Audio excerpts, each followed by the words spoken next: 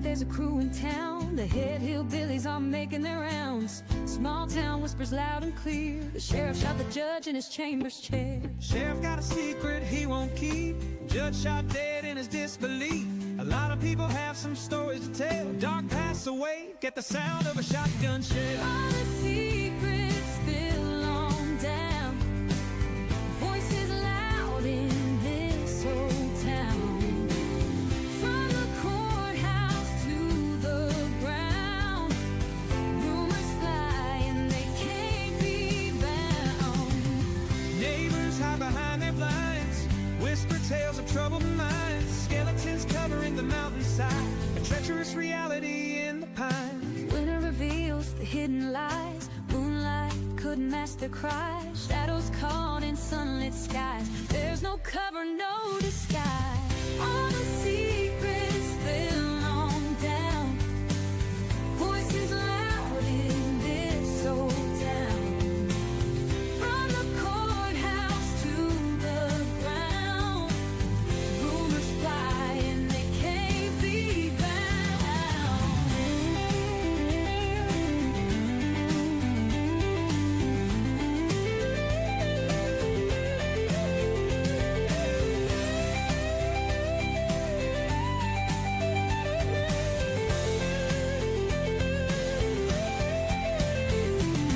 Winter reveals the hidden lie. Moonlight could mask their cries. Shadows caught in sunlit skies. There's no cover, no disguise. All the secrets spill on down. Voices loud in this old town. From the courthouse to the ground, rumors fly and they can't be bound.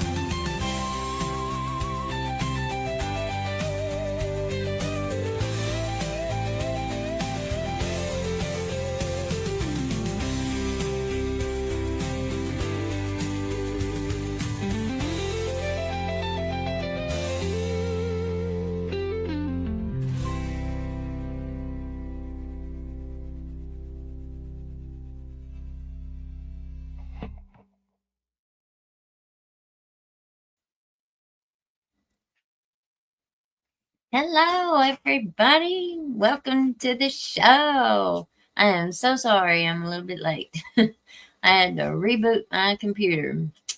All of this work that I've been doing has kind of overwhelmed my little system. So, looks like I'm going to be upgrading to a new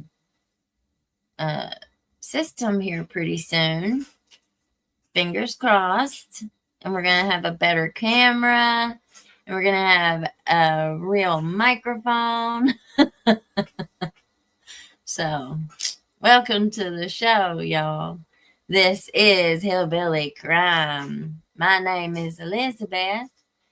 And most of you probably been here before. But if you haven't, welcome to our Hillbilly house. And one of the things that we do during the day is we trial watch. And we have been watching the Karen Reed trial, which today was the biggest waste of 7 hours of my life. It seemed like it was so boring. But tomorrow will probably be the examination. So hopefully that'll perk us up a little bit. But we've also been following this Holly Bobo case. Holly Bobo she went missing. I hate to even say she went missing. Because no, she didn't go missing. She was abducted right out of her own property where she lived. It's a really, really disturbing case. We have watched a ton already of testimony. Right now, they're seeking a new trial for the boy that was convicted of abducting her, R-ing her, and red rumming her. He was convicted. Now, tonight, what we're going to watch is one of the boys that was, with him. Sorry, where I had to reboot my computer. It's wanting to do all kinds of crazy things and getting me distracted.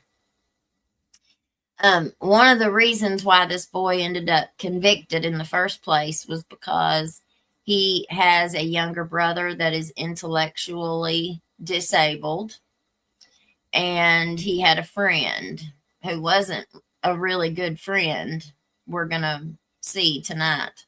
And they both lied, but this is one of those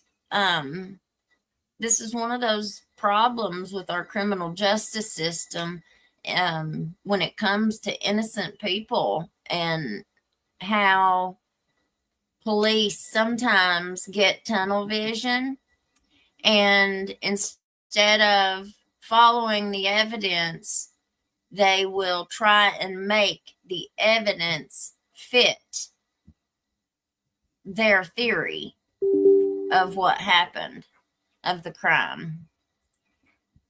And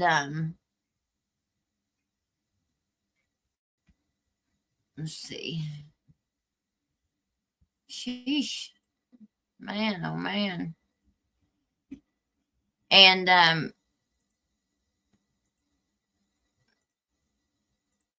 let me get rid of this here.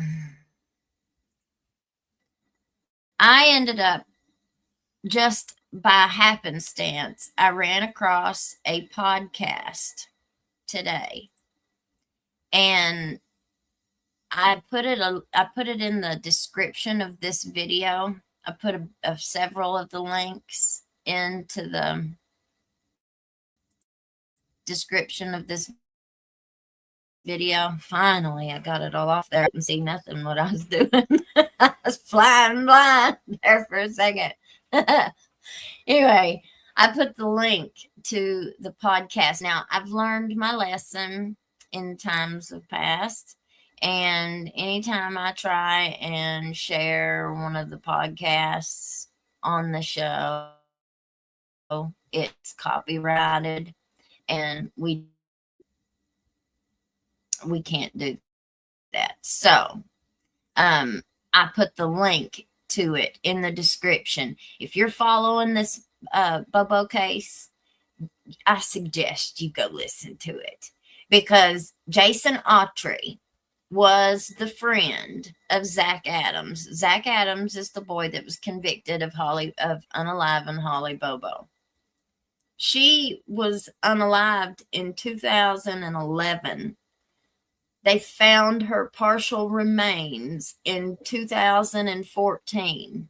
Now, last night, we listened to her mother testify, and we listened to her brother testify. Her brother was there when she was abducted. His testimony was absolutely the strangest thing I think I've ever heard. He didn't understand that she was being abducted. He saw the guy. He thought it was her boyfriend. He had just woke up. He had been asleep. He just woke up. But the neighbors heard her scream. The neighbors heard her scream so loud, and it alarmed the boy so much that he told his girlfriend or wife, hurry up and get in the car. And he called his mother, who in turn then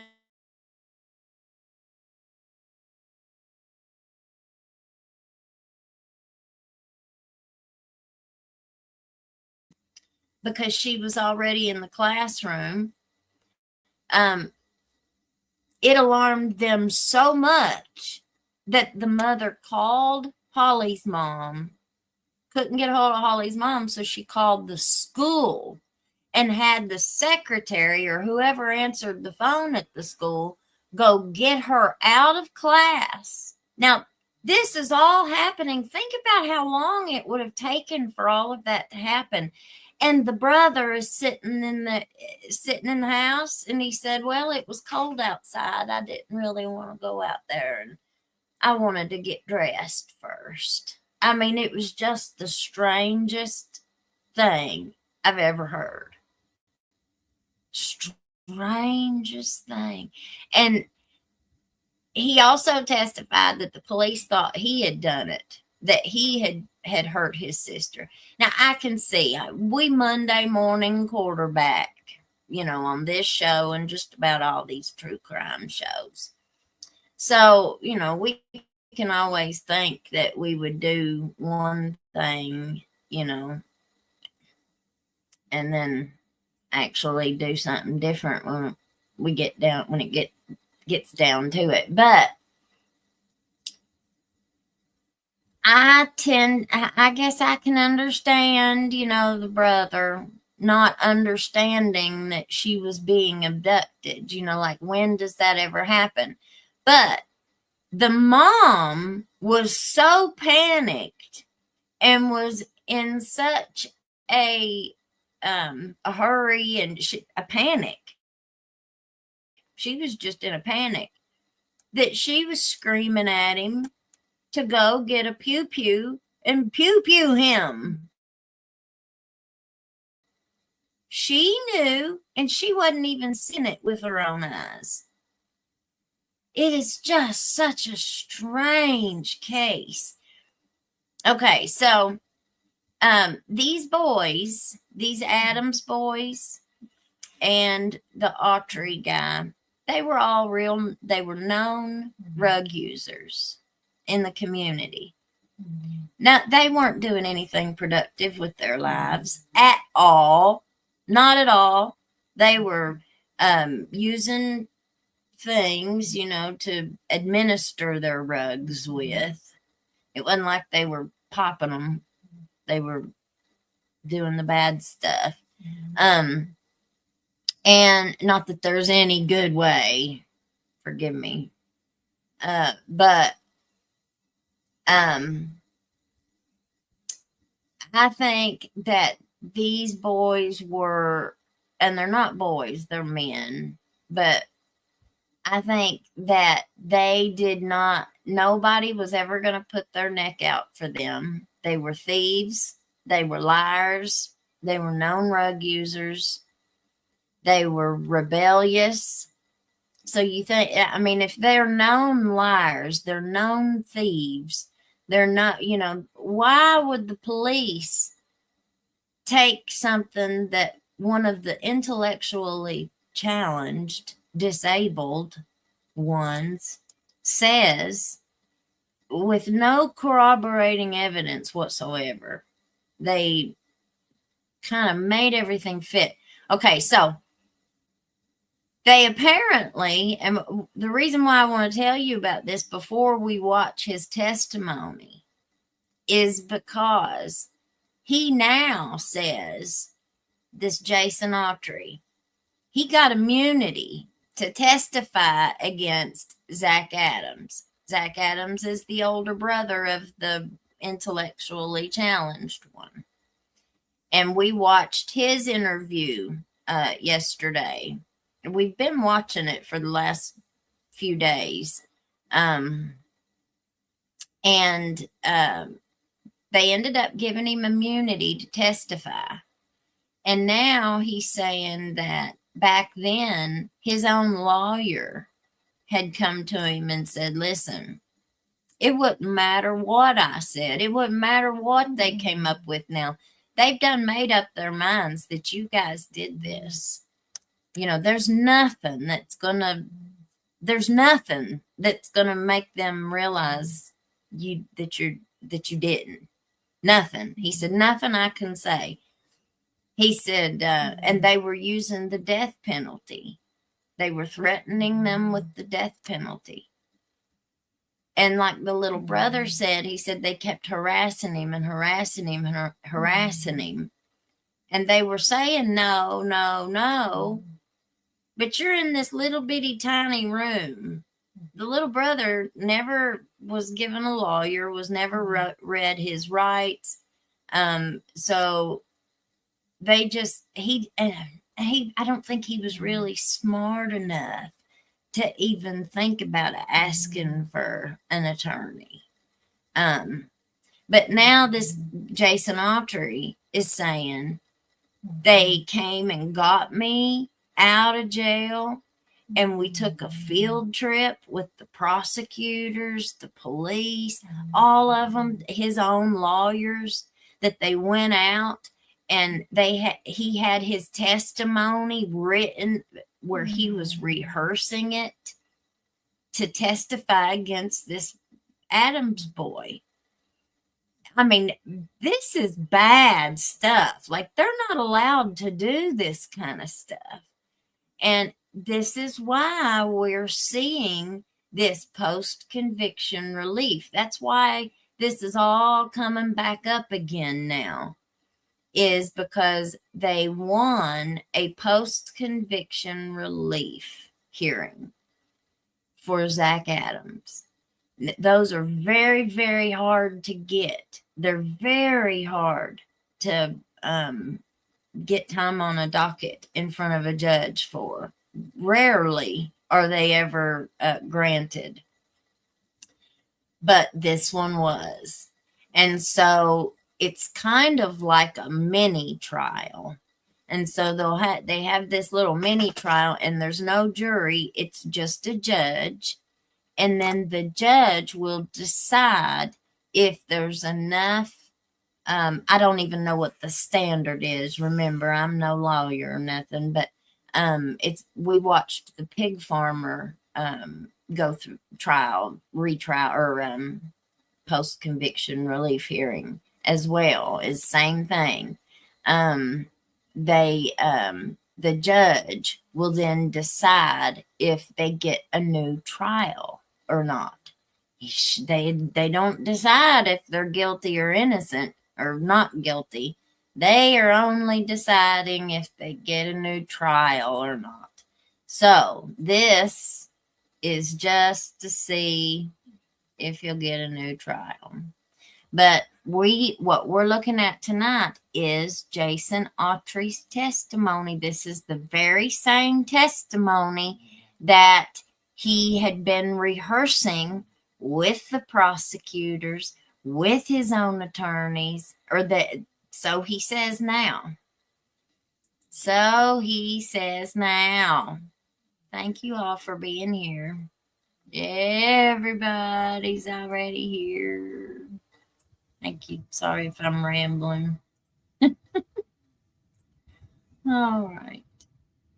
Okay.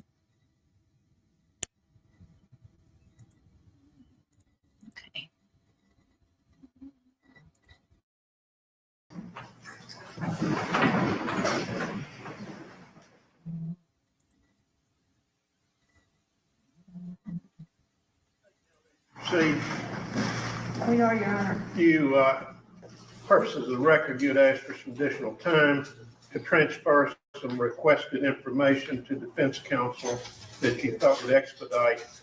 You've now advised that you might change your order of proof. We are going to change our order of proof. I haven't seen it, but I think the evidence has been located, but the person handling that witness hasn't gone through it, so we're going to call a different witness. All right, call your next witness, please. Jason Autry.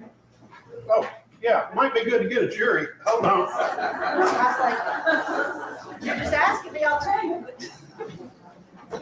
Let's bring our jury in, please.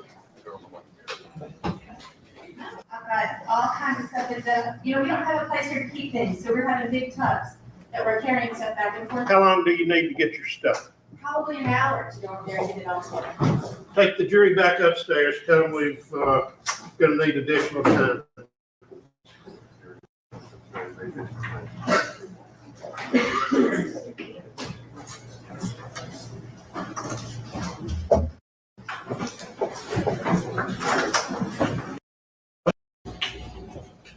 Parsons, Tennessee.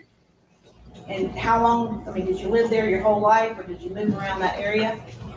I spent probably 16, 17 years in that area. And then I moved into the city. So the Parsons in the city part. I was raised in the country. And how old are you? Ma'am, How old are you? 44. Fixing to be 40. Do you have family in that area? You say fixing to be 44? Yes, okay. Do you have family in that area? Yes, ma'am. I have a father in there at 1333 Bear Creek Road. I'm sorry, Your Honor, I can't quite hear what he's saying. You got Mr. Harper, you got a hot mic there, so you can speak into that a little more directly or speak up. Okay, Where you want it? Is that good? right there. Sorry. You're all right.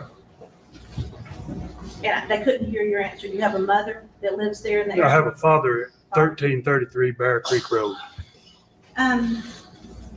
Is it fair to say that you've been in trouble with the law on, Multiple times, numerous times. have you served time in prison? I've been to prison 4 times. Okay. And what are the 4 times for? Theft and drugs. And now this. This will be the 4th time here with kidnapping, rape, and murder. All right. So prior to this case, drugs and theft Correct. on more than one occasion. More than one occasion. You know a guy by the name of Zach Adams? Yes, ma'am. You see him in the courtroom. Right there, sitting beside counsel, Record, the defendant. defendant. How long have you known Zach Adams? Approximately 15 years, maybe. Do you know other family members of his? I know his brother. I knew his father. His father's deceased? Yes, ma'am. Okay. What kind of relationship did you have with his father? A drug deal, a drug connection. You said you knew his brother. Who's his brother? Dylan, And who's older, Zach or Dylan? Zach, And between Zach and Dylan, who were you closer to, or who did you have the most dealings with? Zach. You know an individual by the name of Shane Austin. Yes, ma'am. How do you know Shane Austin? I'm first cousins with him. So you know where he lived. 30 Yellow Springs. Was that a house or a trailer? Trailer. And before he got that trailer, do you know where he lived? Like where his parents lived? Yes, his parents lived at 790 P Road. And is that very close to where the trailer was? Within a couple miles. Approximately a mile and a half. I want to draw your attention back to 2011. Did you have a job in 2011, the beginning part? Yes, ma'am. Who did you work for? Michael Douglas. And what did you do for Michael Douglas? I worked on a cattle farm. I was feeding, upkeeping, just general labor. Okay. Also, I was working with Marvin Taylor Construction. All right. So you had 2 sort of jobs when they needed you? Neither one of them was government jobs. They just paid general labor. There were no tax jobs. They were just general labor jobs. Were there periods of time in the first half of 2011 where you didn't have work from either one of them? Yes, ma'am. Did you have your own place to live at the beginning part of 2011? I lived at 310 Benco Hills Road with Angela Smith Scott. And where did Angela Smith Scott actually, you gave us an address, but where is that? That's in Benton County, Tennessee. Benton County is next to what county? Decatur. It's north. It's actually north of Decatur County on 641. And Parsons is in Decatur County? Yes, ma'am. And What was Angela, excuse me, what was Angela to you? Girlfriend, relative, what? Girlfriend. Do you remember, I'm not asking for dates, but do you remember approximately how long you lived with Angela Scott? It started in 2010 and extended over into 2011. And did you all have a sort of a routine about working and what time you get home and what time she get home and that kind of thing? We did. And will you explain to the jury, please, what your normal routine was with Angela? Both if you were working and if on a particular day you weren't working. All right. Me and Angela was in the middle of maybe a decline. The relationship was declining. And I was having to hide my vehicle to keep her from getting in trouble with the children. She had some children by two other men. And my past was causing them to create trouble. And once she was arraigned in court, I had to hide my car at the Quick Mart. And when I wasn't working, she would be there at 3:30 when she got off, 3:30, 3:45, the general time, to pick me up. We would leave my car there. We'd go on to her house, do our thing. Next morning, she would drop me off. If I was working and it was past what time she got off, well, I would just call her and set up a time to be there at that time. If it was 4:35 or 6, just whatever time the convenience was. All right, so this Quick Mart was how far away from Angela's house? Doesn't have to be. I want to say a mile. You could light a cigarette in the driveway and be there before you throwed it out the window. Okay. I mean, it was quick. You said Angela had a job, so where did she work? She worked at Carhartt Okay. in Benton County. And she went to work Monday through Friday every day? Correct. Okay. And you worked some, if either one of those men have either worked with the cattle or construction work, then you worked? Yeah, and if, correct. I never stayed there through a day. I didn't want to be stranded through a day. So if I wasn't working, I had her to take me onto the car where I could enjoy my day, away from the home. All right. Now, I've asked you some questions about your background. I'm fixing to turn topics to why we're actually here today. Are you represented by counsel in this case that you're indicted for? 2 attorneys. Are they here today? Yes, ma'am. All right, and who are they? Who's this? Michael Scholl and Robert Parrish, Where is it? Over here behind the defense counsel, and right here. and right there. And those 2 men have been your lawyers for a year or 2? 2 years now? Yes, ma'am. And before Mr. Parris and Mr. Scholl became your lawyers in this case that you're indicted for, you had other lawyers, right? Correct. And those lawyers no longer practice law. That's correct. Yeah. Either one of them, Neither one of them. No. but both also their license. Both of them lost their license. Yeah. Run off with the money and all that. All right. What are your expectations? Because the jury needs to hear this. What are your expectations? You know what I mean by that? For testifying here today. What do you think is going to happen? I'm hoping for leniency. What have I told you that you must do today? Nothing that I recall. And I'm speaking of telling the truth or telling a lie. Telling the truth. How many times do you think I've told you that? Multiple. And I've met with you 4 or 5 times? That's correct. What about Mr. Hagerman? He told you the same thing? Every time. And this is the only time I'm going to ask you what your lawyers have told you. Have both Mr. Scholl and Robert Parris told I you? object to any hearsay coming in. I was allowing Not objecting to a little bit of it, but I object to that. It's not offered for the truth, it's offered for his expectations. All right? They have always said tell the truth. Tell the truth. Is that what you're going to do today? I'm here to testify to the truth. So despite your background, which has admittedly been bad, right? Correct. Are you going to tell these 15 people the truth? Yes, I am. Then I want to draw your attention to April the 13th, 2011, and ask if you remember that day. I do.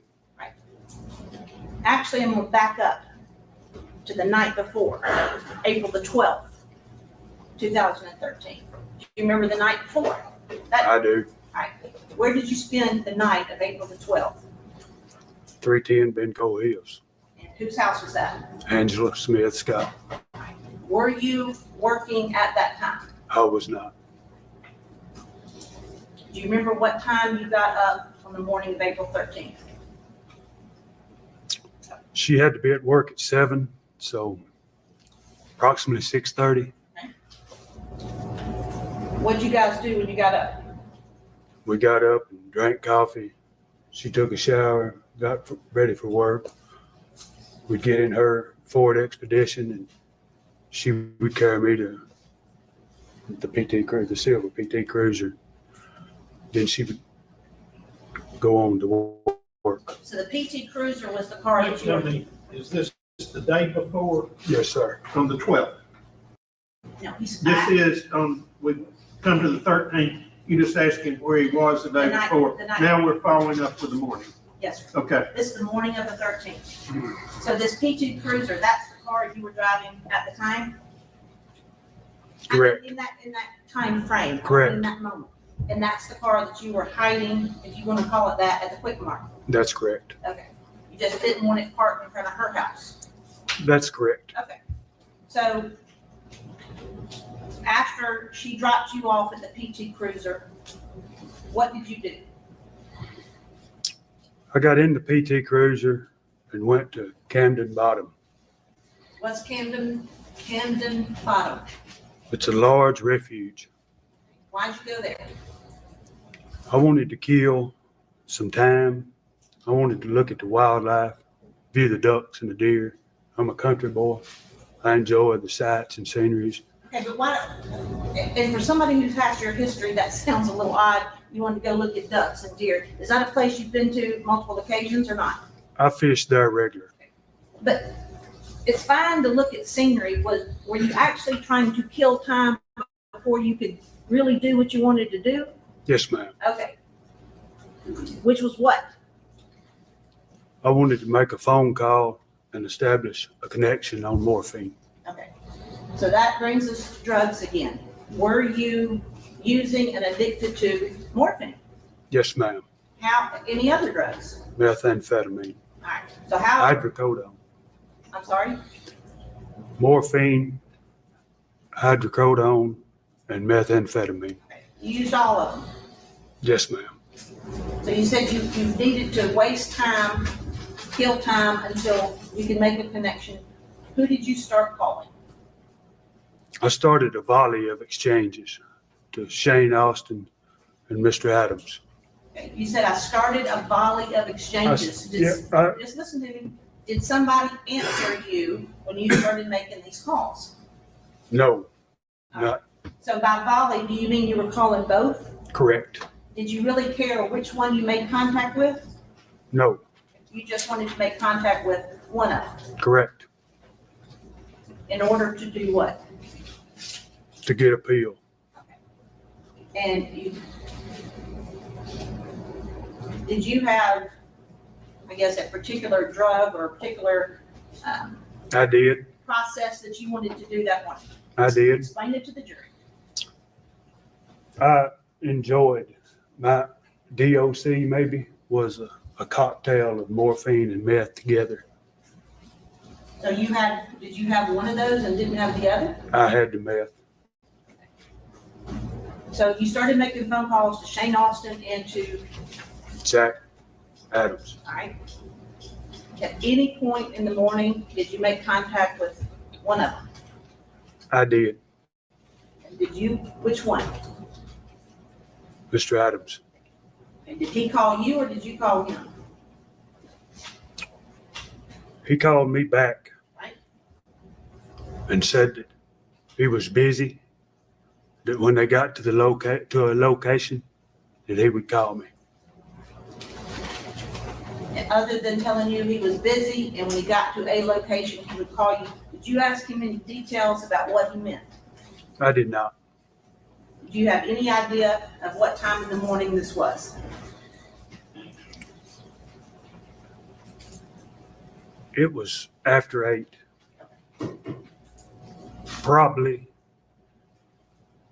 8:40, 8:50 maybe, somewhere in that time frame. Well, earlier you said you wanted to kill time until you could make a phone call. That's correct. So how late were you wanting to wait before you started calling them? I made the first phone call.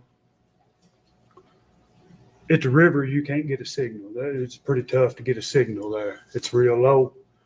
And then when I come out of the river, I made the first phone call at approximately 8 o'clock besides Palmer's Tool and Die. So from 8 o'clock until you actually made contact, sometime within the hour, you had called both of them more than once, Correct. hadn't gotten a response, and then he finally called you back. That's correct.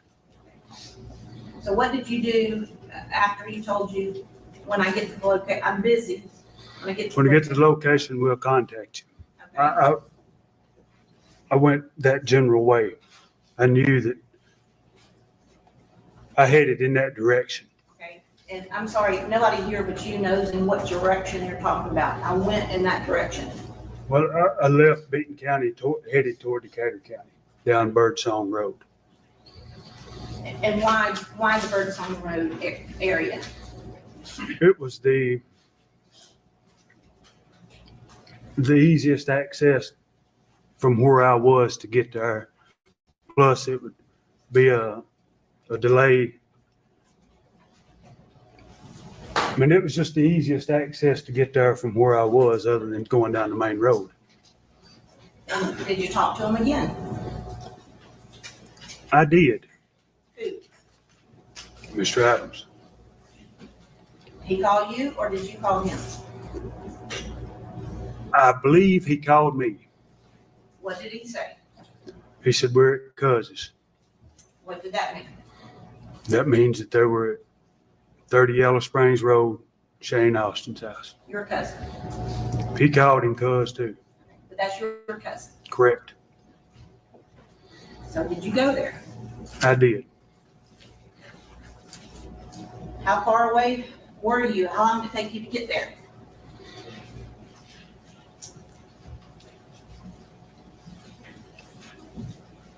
Probably 20 to 30 minutes. Did he just say that we are at cousins, or did he ask you for something? Or indicate that he wanted you to come there for some reason? When he called me back, he said, I need to see you. I need your help. And then told you, is that the first time or the second time? You said you The talked. second time. I talked to him first. They were busy. The second time, he told me where he was at and he needed my assistance. And when he said, I need your help, what did you think he meant at that point? What did you think the problem was? I thought a batch of meth was locked up, Meaning something in the cooking process was. meaning going it wrong? had gained moisture and stopped making. Okay. And so, was that fine with you to go help him with a batch of meth? I was under that assumption, and it was Okay. So you headed to Yellow Springs Road? 30 Yellow Springs Road.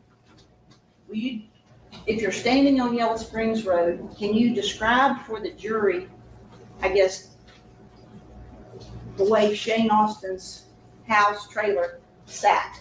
In other words, was the driveway down? Could you see the trailer from the street? From Yellow Springs Road, say this is Yellow Springs Road. There's a fence, a gate, downhill into a wooded area of pines. The trailer sets approximately 50 yards from the road, 40 yards from the road, somewhere in that, on the left-hand side. I want you to start at the moment that you pulled into his driveway and tell the jury what happened. I pulled into the driveway. I got out. The first thing I noticed was a burn barrel that was burning.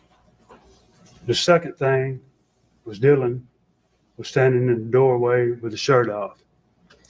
Shane was walking around saying, y'all need to hurry up and get the goddamn hell out of here. And holstered on his side was a firearm. I'm sorry. Can you repeat, please, your last statement? Can you say it again, holster? She couldn't hear. Yeah. When I pulled in, there was a large fire burning in a burn barrel. Dylan Adams was standing at the door of the trailer. I'm just moving it so you can talk. Dylan Adams was standing at the door of the trailer with his shirt off. Shane was walking around in the yard hollering, y'all need to hurry up and get the goddamn hell out of here, with a firearm holstered on the right side. Zach was standing at the door of a white 4x4 Nissan Frontier.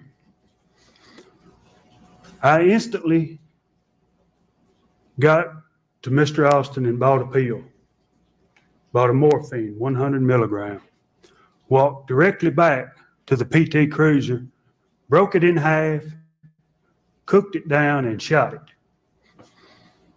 A few minutes later, I got out and walked back to the 4x4 Nissan where Zach was standing at the door, and he said, I need you to help me bury this body.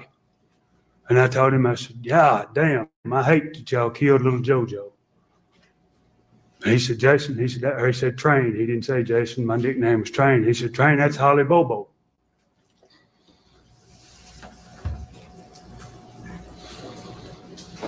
Who's JoJo? Why do you think it was JoJo?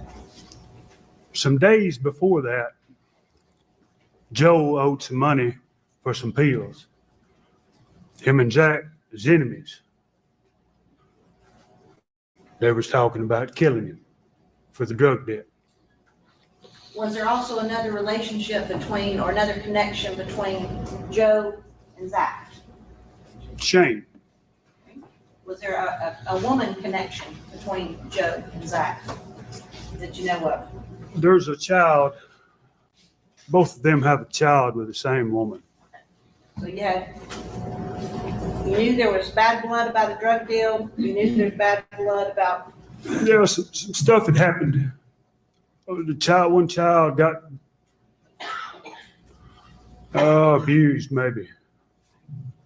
When you said that's not JoJo, that's Holly Bobo, what'd you do? I was clueless. I didn't know Holly Bobo. You've since come to know who she was, or is. Well, pictures, TVs, pictures, and stuff like that. So, let's be honest, did you really care one way or another about the body that was in the back of the truck? I did not.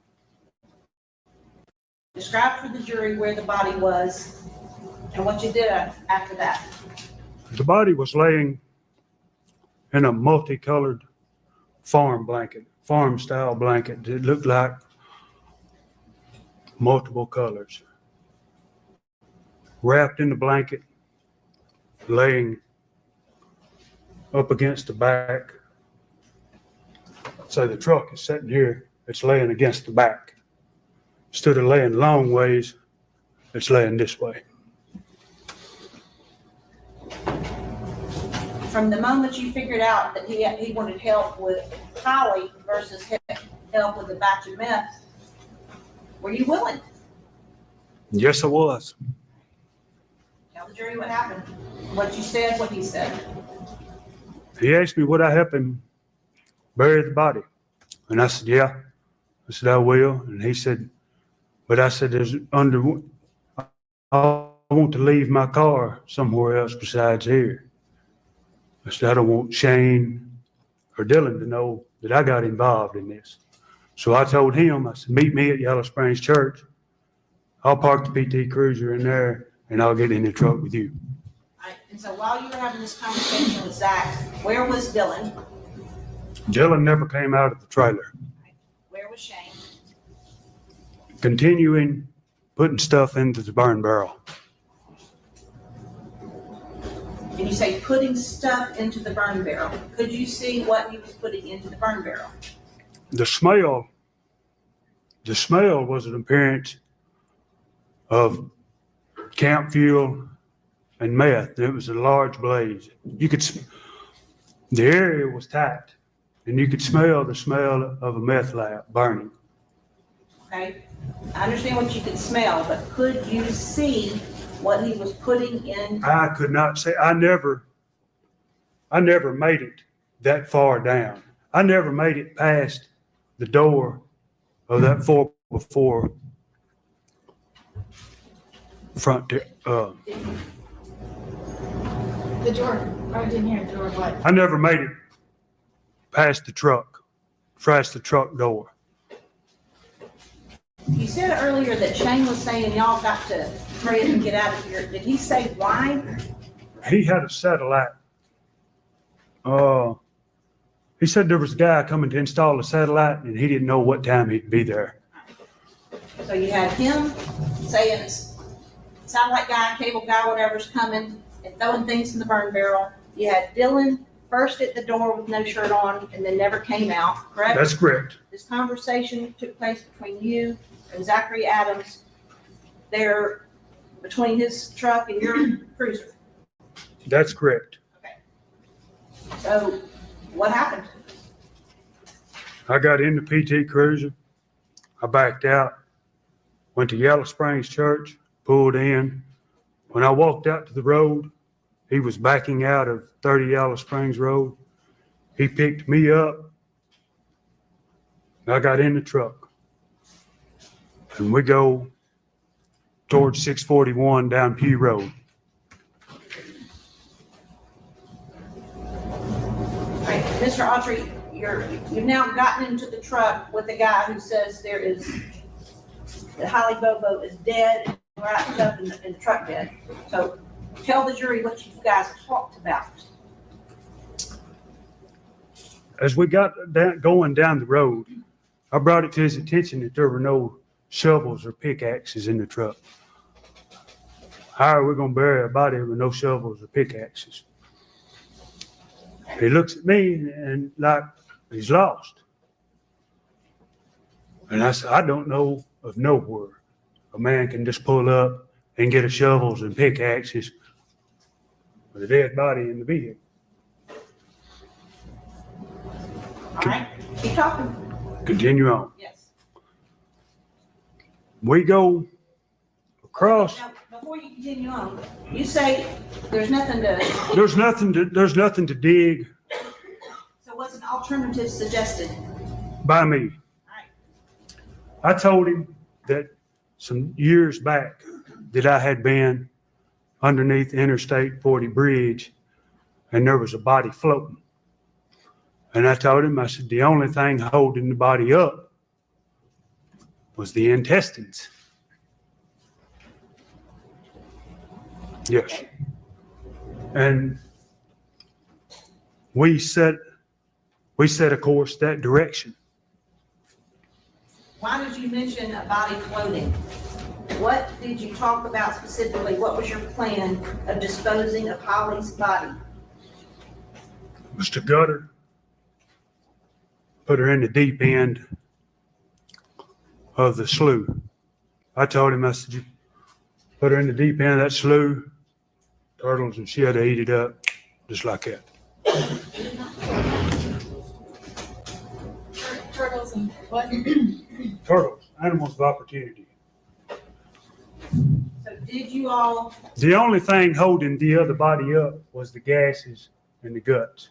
I mean, it was floating, just like I'm from the river. You see a dead fish, the only thing holding it up is the gases and the intestines.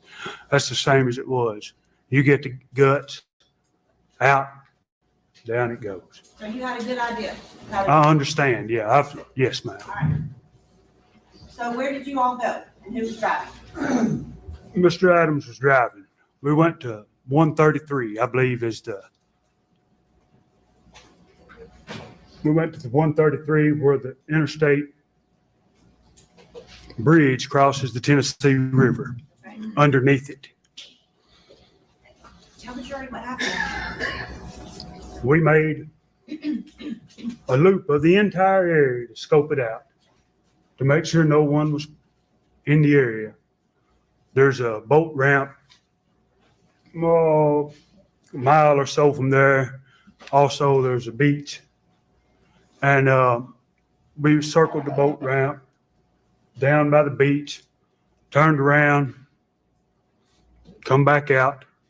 Not back out, but back up to the bridge, made the circle, and stopped at a pile of riprap.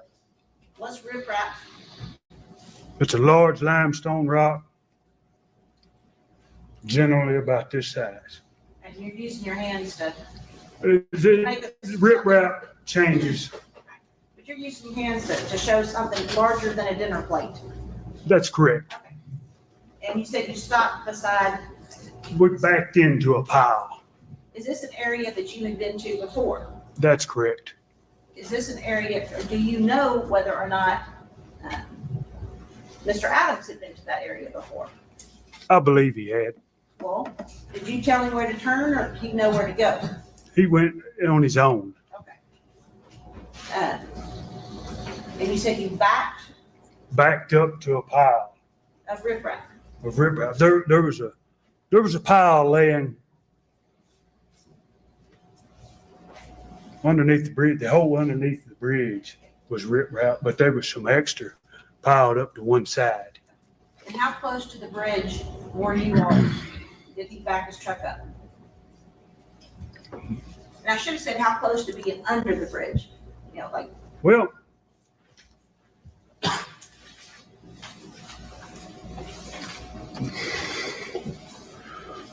it was something like that. I don't know footage-wise. I mean, it wasn't directly under the bridge.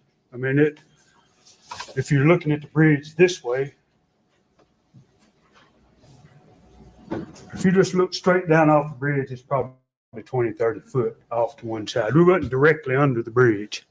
I'm gonna show you 3 pictures. You got your glasses? I do. Do you recognize what this is a picture of? I do. Wait a minute. What? Council.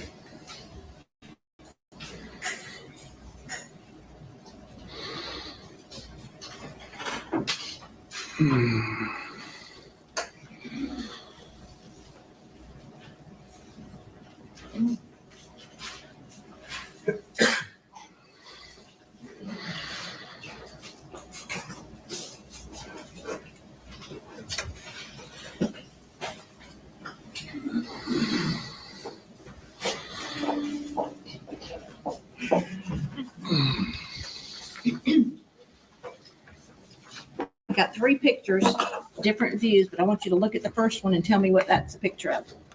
That's a picture of the Interstate 40 bridge.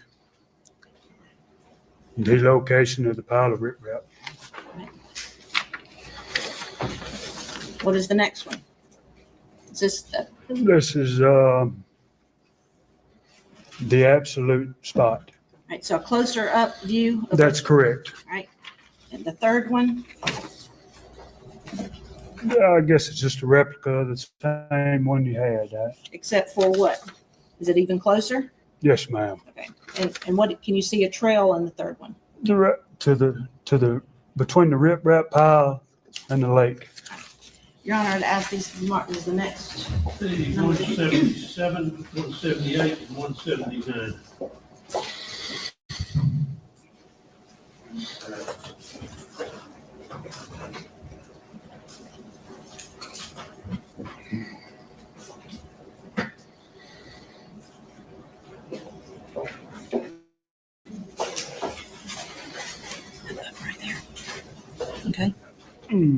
Yes, ma'am. I'll ask you some questions. I'm gonna put the first one on there, which is Exhibit 1. Can I move this? We'll have the lights down in just a minute. Can I move this over a little bit? Twist around, see? Yes, It won't go, Your Honor. you don't have enough cord? Okay. It'll be all right. We'll get her done. Is this 177 or 9? I can't read. 177. All right, Mr. Autry, I want you to use the laser pointer and explain to the jury what they are looking at in this photograph. Right here is Interstate 40, east and west. Right here is the Tennessee River Bridge. Right here, this gravel road is the gravel road we entered. I'm sorry, you said that's the gravel road you what? We entered. Okay. I'm trying to get to the mic and to the. We come in this fashion here, down here, and this, down in this general location right here is where the beach is that I was telling you about. Over to this side is where the other boat ramp is. Right here, this little white dot right there is the pile of riprap. I want to ask you, have you driven over that bridge your whole life, basically? I have, going to and from, If you're on that bridge traveling, right here. can you see, even though it looks like, can you see? You cannot. And I didn't finish my question. I think you knew where I was going. Can you see what's below you there, close to the riprap? You cannot. You're lucky to see this right here.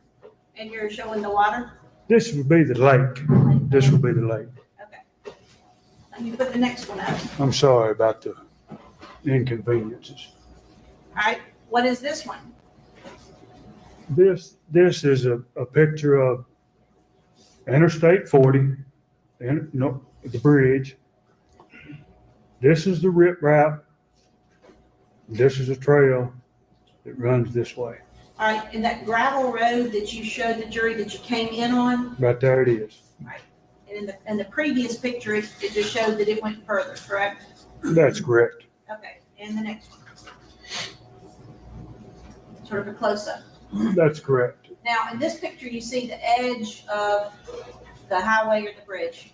Is that right? That's correct. And there appears to be a barrier. In other words, where you won't go off of it Right here. if you're traveling?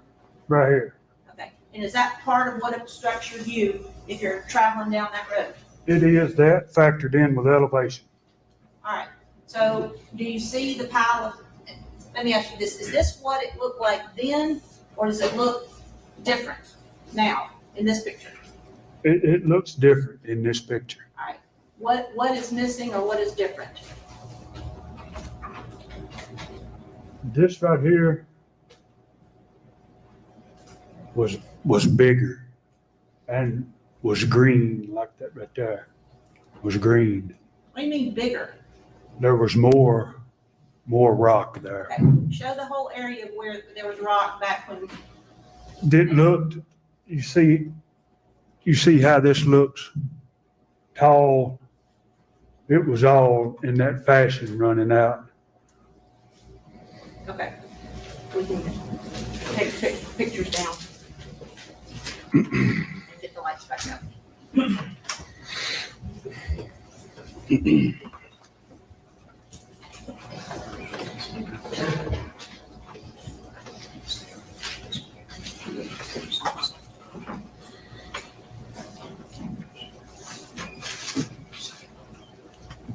So when Mr. Adams backed his truck up to the pile of riprap that you just showed the jury, That's correct. I want you to start there, please, and tell them what happened. We backed up to that pile of riprap, approximately the distance of this to that. We didn't back all the way against it. When you say this, that, you just indicated the witness box to To the jury box. jury room. Yeah. Yes, approximately 5-6 foot room room to get out. I got out of the truck with the right hand, and I grabbed the upper torso of Miss Bobo. Jack come around, let the tailgate down. I brought the upper torso to the end of the tailgate where he grabbed the legs, and I set the head, the upper end, on the riprap pile. Did you notice anything about the blanket or the truck, the bed of the truck? Did you see anything? In the bed of the truck, there appeared to be a small amount of blood. Can you use your hands to describe what you mean by small amount? And your, The bed of the truck was ridged like the bed of the truck, and it looked as if it had just lightly skidded over. And the blanket at the upper end of the torso that I grabbed had a small blood spot, maybe the size of an orange. hands up, because I don't think they can see on here. Maybe the size of an orange.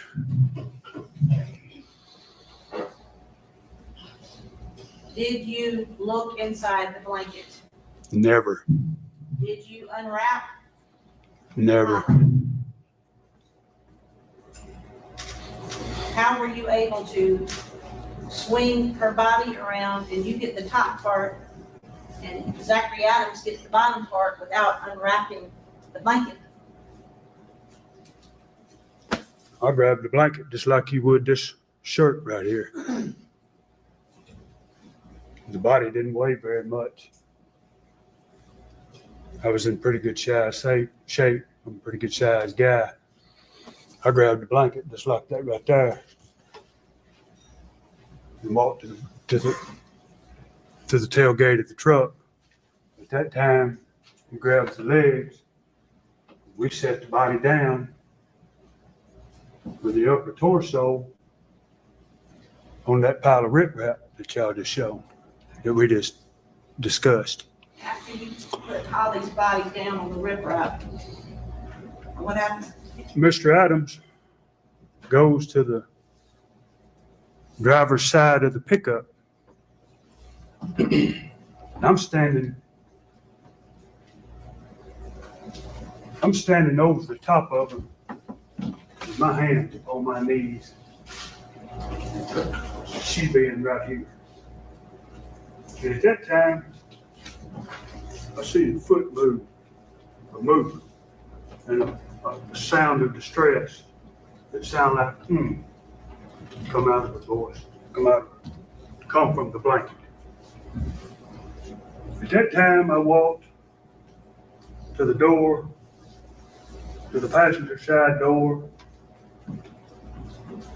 of the pickup. Mr. Adams was digging in a fanny pack. I told him, I said, this fucking bitch is still alive. We just stopped for a second. I walked to the front of the truck. I told Jack, I said, she's heard my name called and heard me talking and all. At that time, he wheels around, walks back to the driver's side pickup. Out of the floorboard of the pickup, he pulls a pistol, the same pistol that was holstered on Mr. Austin's side at 30 Yellow Springs Road. And I said, whoa. Now, let me ask you something here.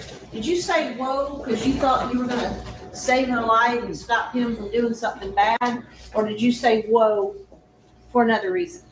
I said, whoa, for another reason, to go look. Where'd you go look? As we showed you on them 3 pictures, I'm gonna put back exhibit 177 up there. I said, whoa, And I run all the way across here to about this area and looked that way to see if anything was coming. How far could you see down there? Maybe 250 yards. It's a long, pretty long stretch from right here to the next curve. I looked around, and when I looked back around, Mr. Adams was standing. Let me stop. You said you looked around. Did you stay down there at the corner, or did you come back? I stayed right here working back and forth, watching. What about looking the other way? There was nothing coming. I looked back this way, and I told him there was nothing coming. When did you look back the other way? The way that you came in on? Just shortly after I noticed that I looked down here and wasn't nothing coming. Okay. Big the lights. Hang on.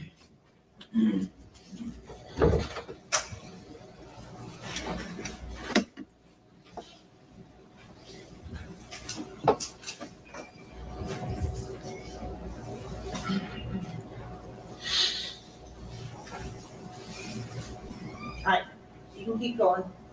I looked around and I told him that there was nothing coming close as clear, something to that effect. And at that time, boom, the gun went off.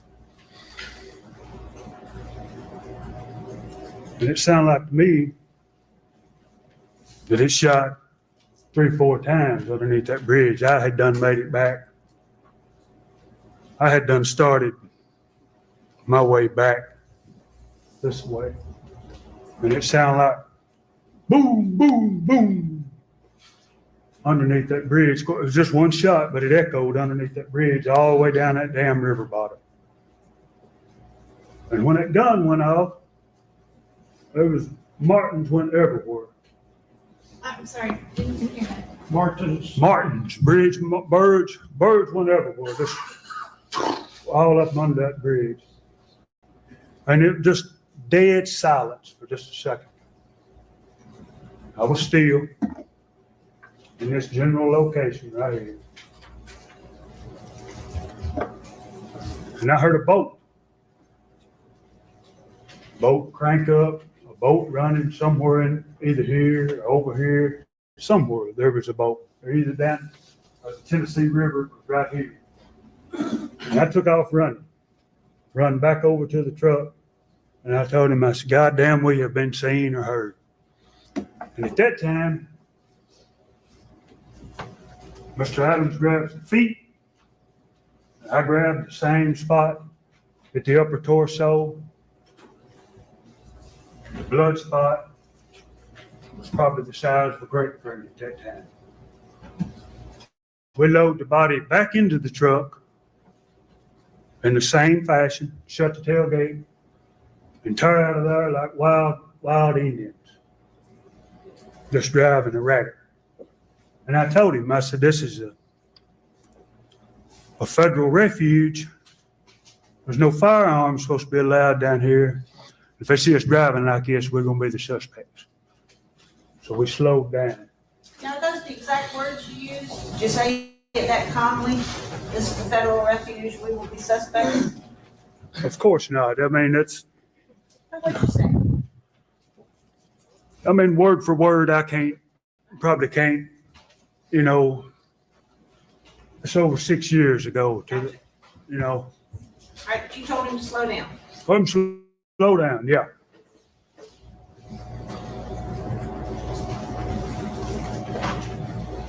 I want to, before we go any further about where you went, I want to back up a little bit. When you looked and saw and said nothing's coming, you said you turned around and saw Mr. Adams over Holly? That's correct. Your Honor, may this defendant come over here and demonstrate Yes. what he saw? Yes. Mr. Autry, Yes. would you and come over here? I want you to stand here, facing the jury, and show them the the position of Holly's body and where Zachary Adams was standing. This is the rip wrap. Pile of rip wrap right there. We're going. I set the body down with the upper torso inclined, like you would set, like this right here.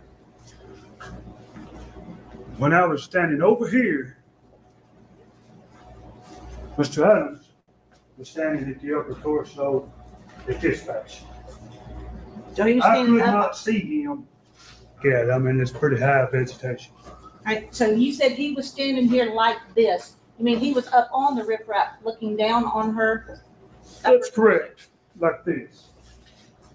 All right. Did he have anything in his hand? Yeah, the pistol. Should you sit down? When What? he got the pistol out of the truck,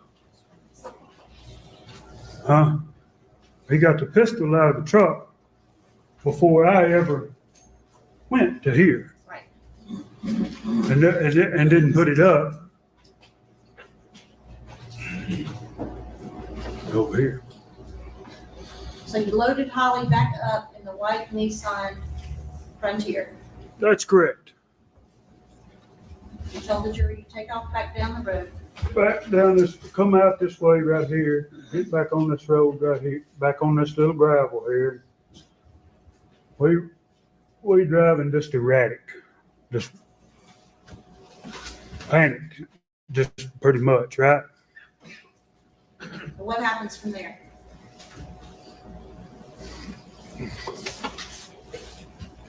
We travel back is, you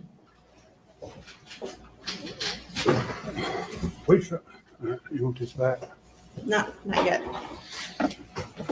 We travel back. We set a course back. I look at my cell phone and I told him, I said, man, I need to get to hell to Benton County and meet Angela for lunch. When I asked you about your kind of routine with her, when you weren't working, was that part of the routine? When I wasn't working, she expected me to be at Benton County Health Department for with lunch to spend with her through her lunch period. She had, what, half an hour or so? She had a half an hour. She wanted me to get her something to eat and meet her there. Well, let's be honest, is that the only reason you wanted to get away at that point? You said, No. When I realized, keep in mind, a few minutes before that, I had just shot one hell of a load of dope. And when I realized and heard the gun go off, I come pretty much to my senses. I realized that this old boy has made some bad mistakes, some bad judgments, and his ass was in a bind. And I was looking for a way to put some distance between me and that situation. all right, so other than telling you to slow down so you guys didn't get caught on your way out of the refuge, did you have any discussion about what had just happened or what had happened before you got to Shane's trailer that morning? I did.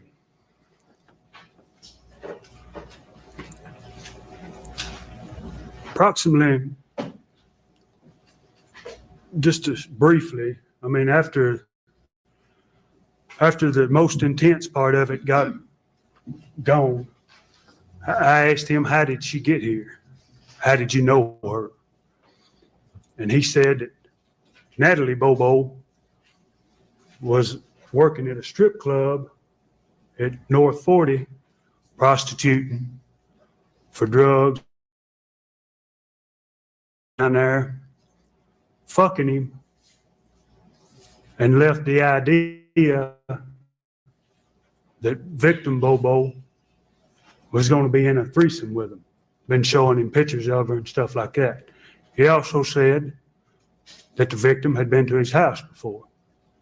He said all this from the time y'all left, headed back. That's correct. Did he tell you how she ended up in the truck? Because that doesn't answer that question. How'd she end up wrapped up in a blanket in Zach Adams' truck? Days later, he did. Not that day. It was days later. Okay, so where did you go at that point?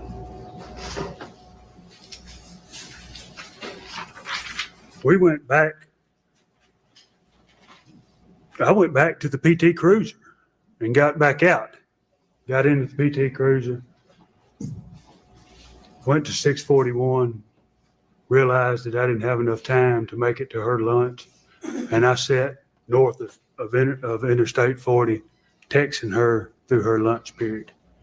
When I pulled out, Zach was pulling back in 30 Yellow Springs Road, which was Austin's. So he dropped you off at your PT Cruiser at the Back at the PT Cruiser, where at that time I made an attempt to go to Benton County. You said you came around, he was pulling in, so I don't understand. He was pulling back in at 30 Yellow Springs Road, back where Dylan and Shane was. All right. So he dropped you off at church, and then he goes back to Shane's. That's correct. And what's the distance from the church to Shane's? Less than a mile. When is the next time that you saw or spoke to Zach Adams that day, if you did? At approximately 2:15, I established contact again. Okay, that's mighty big words. I established contact. Who called whom? I called. Okay. I initiated the call. All right, tell the jury about it. And I asked him, was they together? Could I get another pill? And he said, yeah. That Dinsmore was over at Dottie's. Victor Dinsmore was over at Dottie's. We would run over there and get the pill. And I told him, I said, well, we're going to have to hurry up. I got to be back over here at the Quick Mart at 3:30. This was approximately 2:30 when I arrived back at 235 Adams Lane. All right, so you called him, wanted more morphine. That's correct. All right. He said, okay, y'all were gonna go to Dottie's. Who's Dottie? Dottie owns she owns a BP and Marine. Victor was working at her home, Okay. remodeling some cabinets, All right. I believe is what, don't take it that he was working in the home. Okay. Was Zachary your connection to Victor Dinsmore? Is that why you? I had two connections to Dinsmore. It was Zach and Shane. Okay. At that time, me and Dinsmore was not, I had never purchased nothing directly from him. And I was having to go secondhand to get the stuff. So where did you meet back up with Zach? 235 Adams Lane, And who lives there? Mr. Adams, And is there another house there at the top of the driveway, real close? grandpa. And you had been over there before? Yes, ma'am. When you pulled up at Zach Adams' house that afternoon, you said around 2:30? That's correct. Who was there? Shane, Dylan, and Zach were standing outside in front of Dylan's Silverado pickup. Was the white Nissan Frontier there? No, So the car that you had been in, or the truck that you had driven with him to the bridge, it wasn't anywhere to be seen? that's correct. What did you see or hear? When I pulled up, the air was just thick with animosity. You could tell that there had been some fighting and anger amongst them. I'm gonna object that any kind of speculation. You can say what he observed. Continue on. You might. We got in the truck I got on the passenger side. Austin got in the middle. Mr. Adams got on the driver's seat. There wasn't a word said for just 30, 45 seconds. Let me stop you. You talked about two Mr. Adams. Which Mr. Adams was in the driver's seat? Zach. Dylan was in the back. It was an extended cab Chevrolet pickup. So all three of y'all were in the front, 3 in the front, 1 in the back. okay? From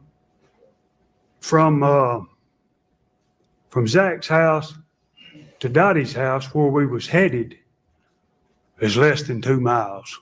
I mean, you can be in there, and, I mean, it's less than 2 miles, probably 1.5 miles. I don't know exactly. We got in there and we pulled out of the driveway. Him and Shane started arguing. Who's him? Zach and Shane. We pulling in. Arguing about what? Finish that thought. Yeah. Well, Shane told him, he said, you didn't have to kill her. And Zach told him, said, you're just as damn guilty. You hit it. And Zach told him, said, you shut your fucking mouth. I'm sick of it being discussed. We're here. We pulled up. And he told him, he said, I'll whoop your goddamn ass. And they got out of the truck at Dottie's. And 1 lick was exchanged. Zach hit Shane. Dinsmore comes outside, and this unidentified lady and stops it. Well, Dinsmore comes out, and the fight stops. I look to my right, which is inside the carport, and there's this identified lady standing there. I didn't know who she was. They get back in the truck. Dinsmore walks up there. We purchased the pill. Dinsmore said, your wife said she spoke to you. And Zach said, I moved 4 rims in your shop to get my truck in. And he said, Jason's in a hurry. Train's in a hurry. He didn't call me Jason. He called me Train. He said, Train's in a hurry. We got to get him back over here, and I'll talk to you later. Did Dylan ever get out of the truck? He never got out of the vehicle. So let's back up a little bit about what the conversation between Zachary Adams and Victor Dinsmore. Who said something about somebody's wife? Dinsmore said that his wife had spoke to Zach. Okay. My wife spoke to you. Yeah, my wife said she talked to you earlier today. Okay. Dinsmore said, yeah, I went over there and I moved four rims out of your shop and I pulled my truck in. And who said that? Who said I moved 4 rims? Zach said I moved 4 rims out of your shop. Right, watch it in the microphone because it makes a lot of noise. I know you got some tight space there. Well, I'm trying to talk in it and be heard. I know.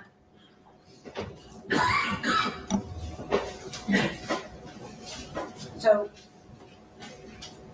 you went there to get a pill. Did you get a pill I did. directly to you or through Dinsmore to Zach? Dinsmore walked up to the window. They paid the money, and my money, and the pill just come across from one hand to the other to me. And that was kind of the gateway that day that broke the ice that led into the future of me and Dinsmore being quote unquote friends. Once I made a drug deal with him, he realized that. I want to back up to the part where they were arguing about Holly. And I want you to use names instead of he said or him. Who said what about you didn't have to kill her, and then you're just as guilty, you hit it. It was unclear to me who said what. Okay. Mr. Austin said, you didn't have to kill her. And he looked at him, Zach looked at him, he told him, he said, you're just as guilty. You hit it. Are you using the word you hit it? You hit it? Yeah, Okay, what does that mean? What does that mean? fucked her. So he said, you're just as guilty as I am, you hit it. Yeah, And then what happened after that?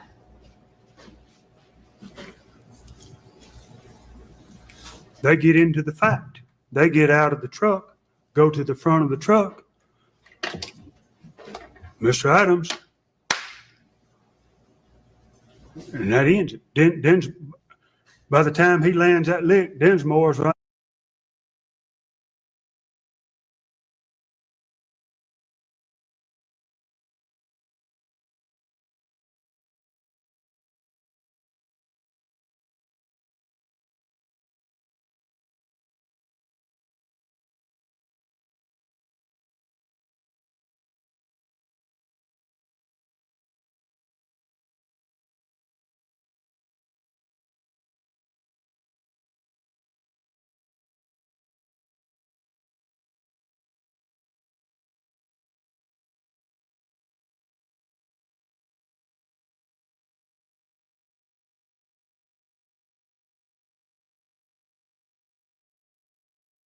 Holly's house, is that correct?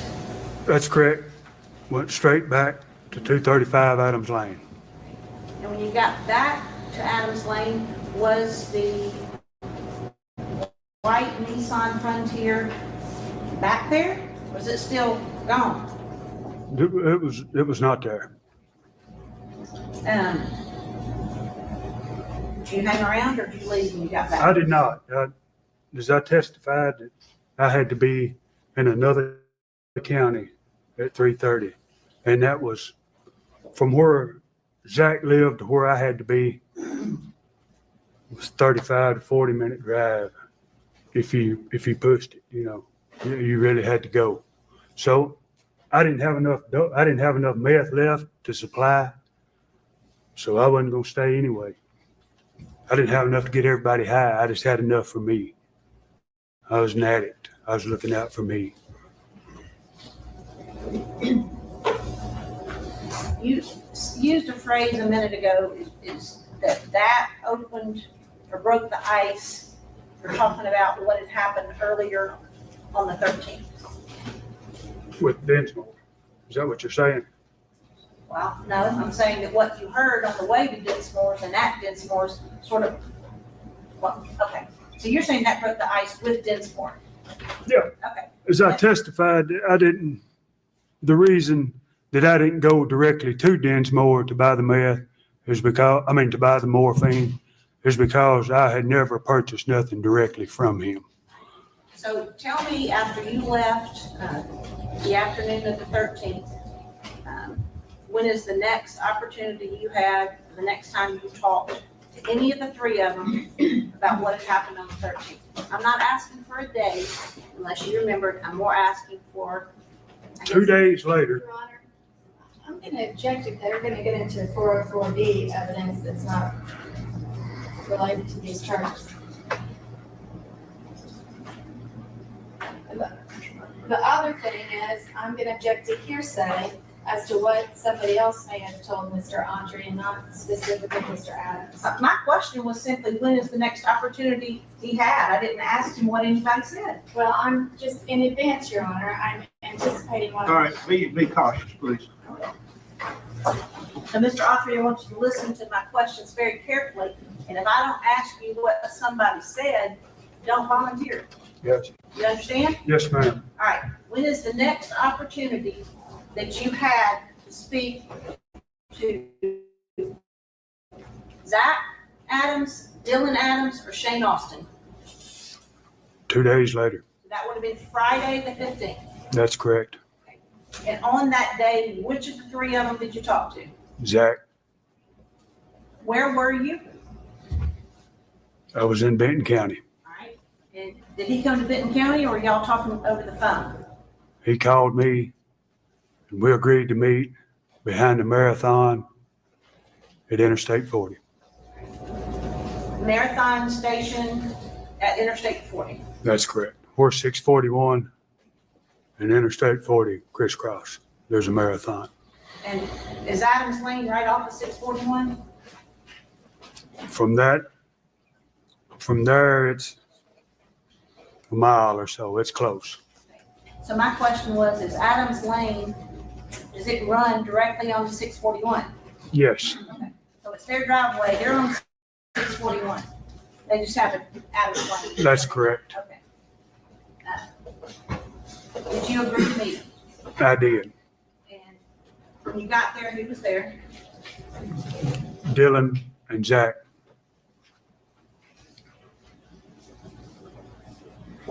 And did y'all just pull up in front of the store, or did you meet somewhere else? At the marathon, there's a side road that cuts back behind it. We met in a wooded area, maybe a quarter mile from the marathon. And is that an area that you had been to before? That's correct. What was back there in the thicket? Marijuana. Whose plants? Fine. Had Zach Adams been in that location with you before? Like when you said meet at the marathon? He's never been in there with me before. So you pulled up, he pulled up, correct? I was there first and he pulled in behind me. What vehicle were they in and who was driving? They were in Dylan's Chevrolet extended cab pickup. Your Honor, at this time, we need to approach. Your Honor, I'd ask for a jury out hearing if there's going to be any kind of evidentiary discussion, so we can get it on There record. will be. Okay, take the jury to the jury room, we'll send for them.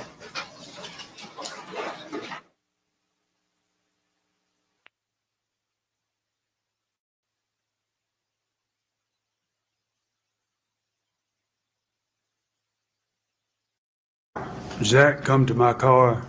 Okay. We proceeded to, Did he get into the car? got into the car, yeah. Okay. He's on the passenger side, you're on the driver's side? That's correct. I think it's better, I'll outline for you what I believe, and then I'd like to put on proof to Mr. Autry. Once they were parked in the parking lot of this marathon, there was a conversation between Mr. Autry and Zach Adams. A request was made by Zach Adams, and that's the testimony I'm gonna ask the witness. Okay, go All ahead. right? So Mr. Autry, lean forward, make sure that you hear you. When you were there first, you said that he pulled up in Dylan's extended cab, is that correct? That's correct. Did you get out of your car, or I did not. did somebody come to your car? Zach come to my car. Okay. We proceeded to, Did he get into the car? got into the car, yeah. Okay, he's on the passenger side, you're on the driver's side? That's correct. Did you have a conversation? That's correct. Did you tell the judge the entire conversation that you had? Whenever he got in the car, I handed him a meth pack. He took a couple of hits off of it, and I asked him, I said, what'd you ever do with the old girl? He said, we throwed her out over near Kelly Ridge. He said, that's not the main reason I'm here. He said, fucking Dylan ain't been to bed and won't stop talking about it. He said, I want to see if you'll get rid of him, kill him for me. At that time, he made an offer for me to get rid of Mr. Dylan. Your Honor, it's the state's position that 404B statement of Mr. Adams falls directly into the category of his motive, his intent, his plan to get away with this crime, because at that time, because Dylan Adams hadn't been to bed and wouldn't quit talking, he was afraid he, being Zach Adams, was afraid Dylan Adams was going to implicate him and that he would be caught. And I truly don't believe it's 404B. I think it truly are statements made directly after the murder took place and the kidnapping and the rape. But we do seek to offer it.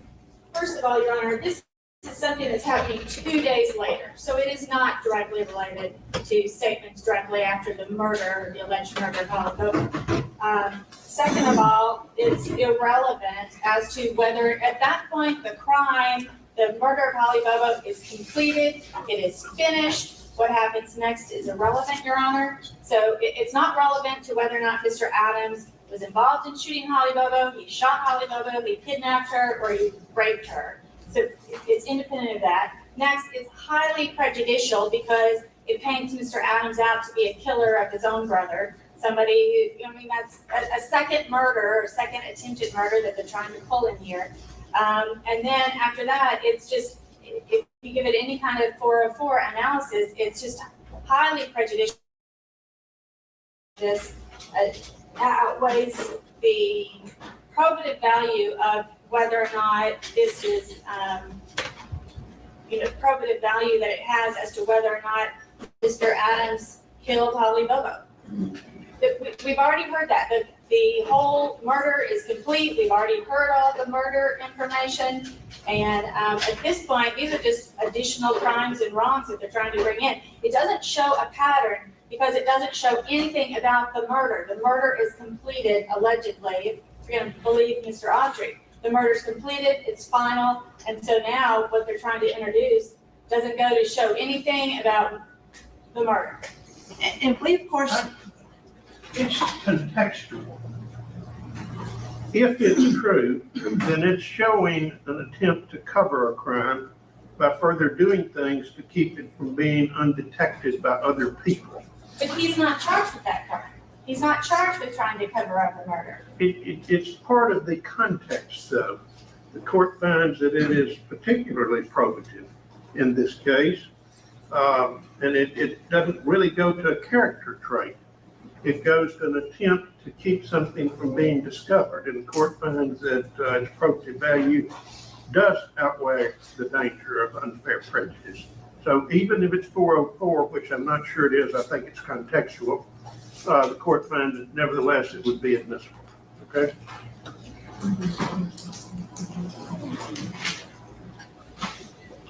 Clear and convincing evidence. Court finds. All right. Take lunch. Let's take till 1. Till 1, let's just round it off.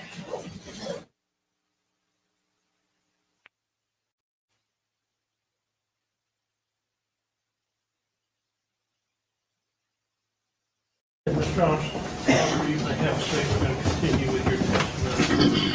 Proceed. Mr. Autry, I want to back up a little bit. The place we left off before lunch. I want you to begin with Friday, 2 days after Holly Bobo was shot in front of you, when you met Zach Adams at the Marathon Station, okay? Correct. That's where I want to pick up. And then we'll back up just a little bit about you showing up and him showing up, and then go forward from there, okay? So that evening I received a phone call and he asked me to meet him at no set location, but I decided, I named the location and we met at the Marathon at 641 and Interstate 40 in a pine thicket. And what happened? I got there early first. Zach and Dylan pulled in behind me in a extended cab Chevrolet pickup. Zach come to the front seat of the car, sat down. I handed him a meth pipe. I asked him a question. I said, "What'd you do with that girl?" He said, "We throwed her out near Kelly Ridge." He said, "That's not the reason I'm here today." He said, "I'm here over Dylan. Dylan hadn't been to bed. Won't stop running his damn mouth about this shit. He's gonna get us in trouble." And when he told you that, how did you respond? I asked him what he wanted done. Okay? Tell the jury what was said. He said his grandpa Dick would probably pass in a few years, and if I'd kill Dylan, that he'd give me a portion of the money and let me live in one of the houses. I did not. make an agreement. I told him, I said, it's something I need to think about, but I'm not prepared to do this today. Did he indicate to you how he wanted it done or when he wanted it done? He did not. And when you said that to him, what did he say? He told me if I decided to do that, to let him know.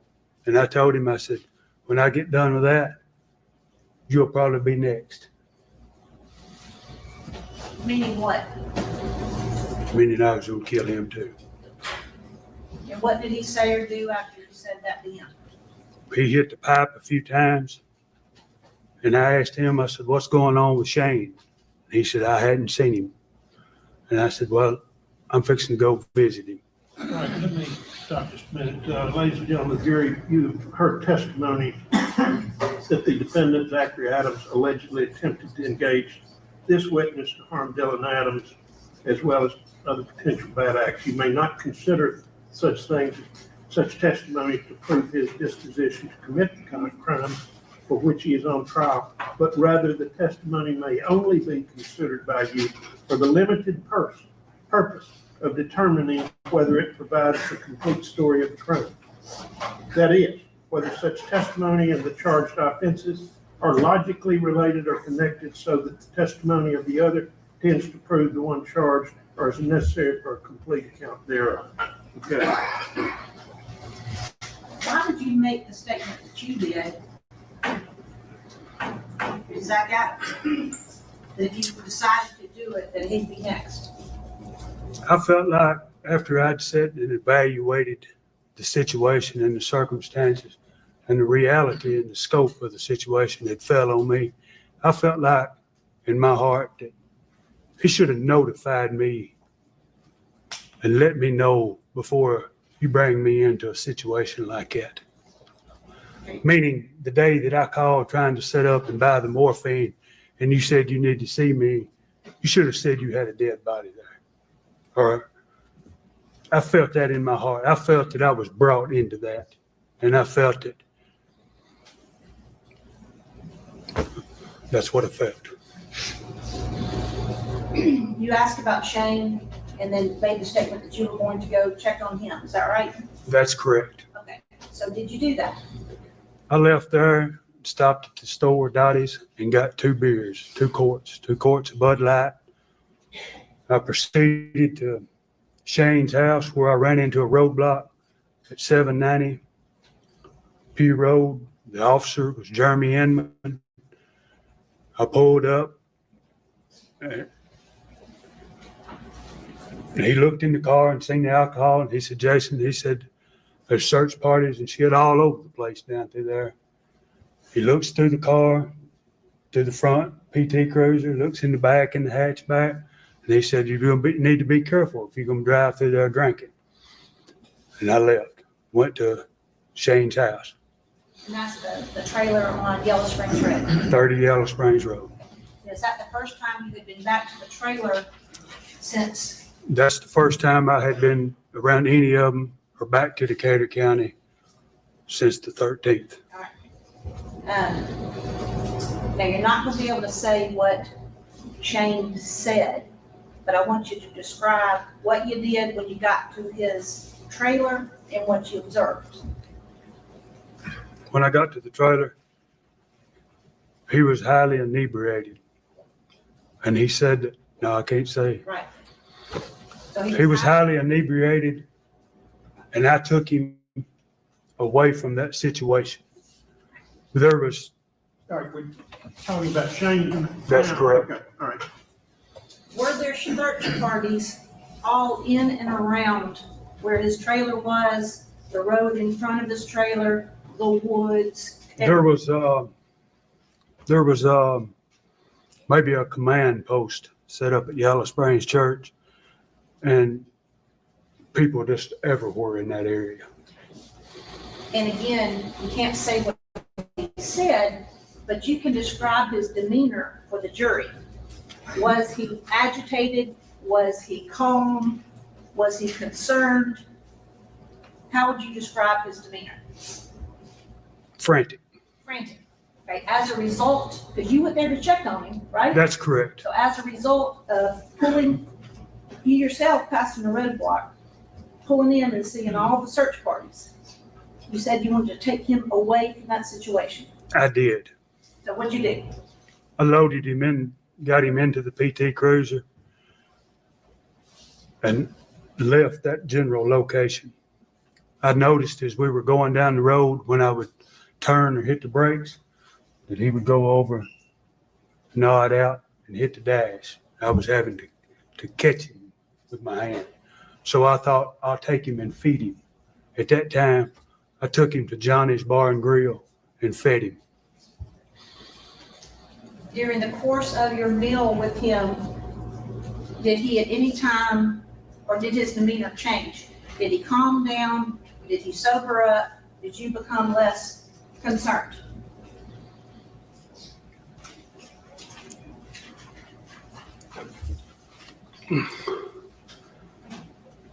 You know, we were in a bar and he was not drinking, so he naturally sobered up a little bit, but there was numerous people in the bar. And we left there and went to another bar where he did kind of sober up after he eat, but he never really come to this complete sobriety. Again, not asking what he said, did you have a conversation with him about what had happened to Holly? I did not. Not that night. Not that night. So after taking him to eat and then to another bar, did you take him back home? I did. Okay. I did, and at that time, dropped him off, went back to 310 Benco Hills to Angela's house. Dangerous. Yeah. All right, so that's the conversation that you had with Zach 2 days after Holly was killed. When is the next opportunity that you had to talk to Zach about any of this? I'm not asking for a date. I'm more asking for an event or. I called him and I told him, I said, I've thought about that, about the offer you made.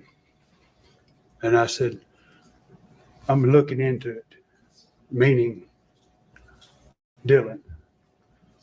At that time, day or so after that, I loaded Dylan up in the truck with a bass boat and carried him to the Tennessee River. Let me back up. When you called him and said you're looking into it, did you ask him anything about whether his offer was still good? I did. Okay, but Yes. Maybe we ought to identify by name rather than pronouns, okay, to make it clear. when you called Zach Adams, did you talk to Zach Adams about the offer that he had previously made to you?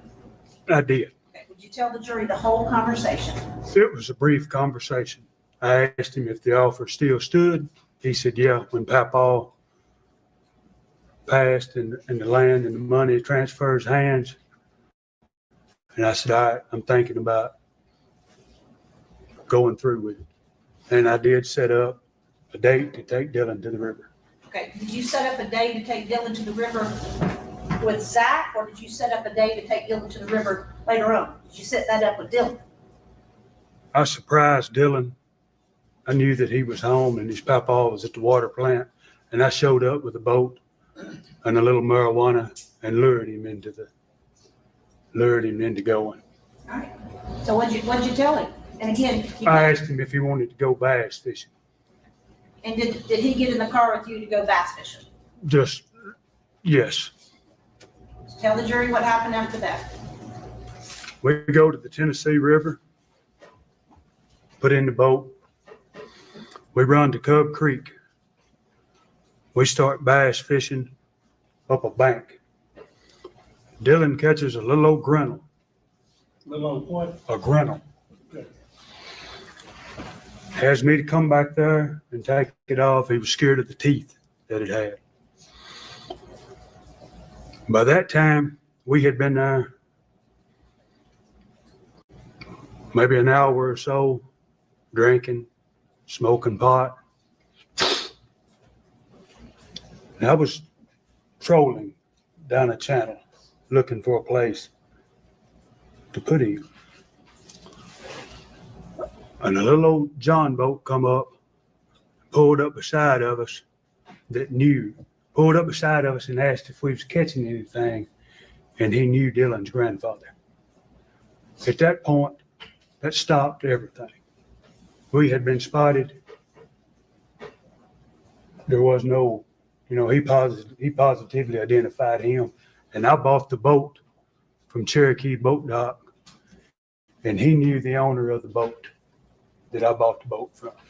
So he did not know me, the guy didn't, but he knew the owner of the boat, and he knew Dick Adams. So you had a conversation with him, and you realized at that point, he knows your boat, he knows Dylan, he knows Dick Adams. You've been seen. That's correct. Yeah, been seen. So we finished the day, with a portion of the day, fishing and just enjoying it, so to speak. He gets inebriated, drinking, and starts talking. And I asked him, I said, man, I said, you, at any given time, I said, you could have done like me and walked away. Because in my mind, the last time he seen me, I was leaving 30 Yellow Springs Road, and he did not know about the bridge and all that. He stayed there. So I'm thinking that he thought that he didn't know Jason was involved in anything. What happened? He said that, Your Honor, I'm gonna do. You can't say what he said. huh? You can't Carry say on. what Dylan said to you. You can't say what he You said. can say what you did in response to it or what you said to him, okay? But you can't say what Dylan said to you. Let me see, did he give you certain information? That's correct. He gave me information as to whereabouts the rape. Your Honor, I'm gonna object to All right. saying, Hearsay. It's tricky, so just listen to me carefully, okay? Did he give you certain information about April the 13th? That's correct.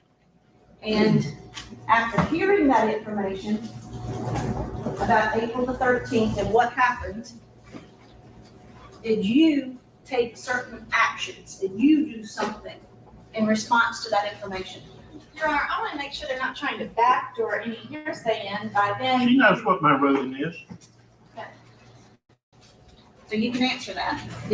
Based on, or after hearing that information, did you go somewhere? Did you I do did. something? After hearing that information, I went to where the alleged rape was No, occurred. no. After hearing that information, did you go somewhere? I did. Where did you go? Your Honor, I think now he's saying wherever you went is where the alleged rape occurred. He's now saying Judge, that. All right, you'll disregard what he said, just see if we can get more directly to the point. Where did you go? I went to my grandmother's barn. Okay, well, let's talk about your grandmother's barn. First of all, is your grandmother and Shane Austin's grandmother the same person? That's correct. Where was her barn located? Yellow Springs Road. Where was her house located? 200 yards across the road. All right, so you got a house on one side and her barn on the other side. That's correct. And are they, I mean, can you, if you're standing on her front porch, can you see across the road to the area where the barn is? You might see the roof in the fall. Okay, and where in relation, and let me ask you this, had your grandmother recently passed away? Grandmother and grandfather. So was the house vacant at that time? That's correct. Was the barn being used at that time? No, ma'am. All right, so you go to this barn, and again, without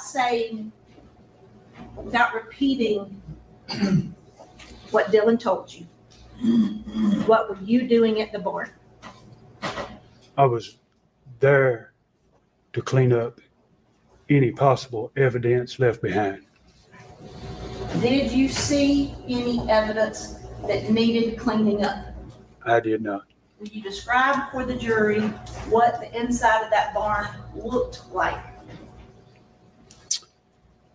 It was an old corn crib with hay. If you walked in the front door, there was hay laying to the right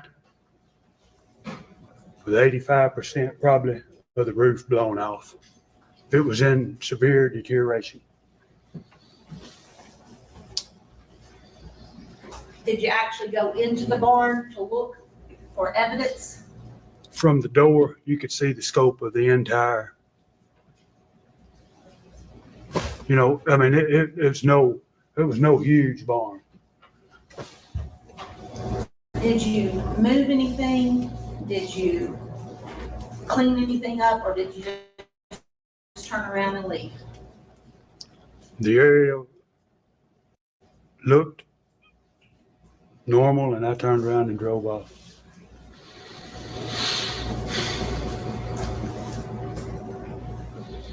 How far after the 15th, when you were first, when Zachary Adams first proposed that you kill his brother on the 15th? How long a period of time until you were at the barn? In other words, was it May, June, July, August? Do you remember? It was some months. Weren't marking on your calendar, were you? Absolutely not. In fact, I was just in the area and the thought popped into mind. Popped into mind as a result of getting certain information that we can't talk about. That's correct, that I might need to look, and if there's anything out there, dispose of it. Okay. Did you ever have another conversation with Zachary Adams about killing Holly, raping Holly, kidnapping Holly? I did. When was that? The day that we got caught with the deer stand. All right, let's talk about the day you got caught with the deer stand. Well, that day we were out riding around, Okay. When you say we, me and Zach. okay, We go to Eagle Creek, Camden, Tennessee, in my pickup, go into his hunting club. He steals a deer stand, and I steal a camera, a what? a camera, Okay, trail cam. gotcha, trail cam. Hot. Let me ask you this. Is it a hot summer day, the same year, 2011? It's not. Okay, No, this was August of 2012. okay, Carry on. yes. It was a pretty good walk in there. On the way out, we stopped and sat down where a road had been pushed through in the bank. Sit on the bank. Took a couple hits off a meth pipe. And I looked at him and I said, looks like we got by with this shit. Were you talking about the deer stand and the trail cam, or were you talking about something else? Talking about the kidnapping, rape, and murder of Holly Bobo. I told him, I said, Dylan said, Oh, no, actually you can't. This is a statement you made to Zach. that's correct. Your Honor, it's still hearsay. It's double hearsay. It's hearsay within hearsay. May we approach?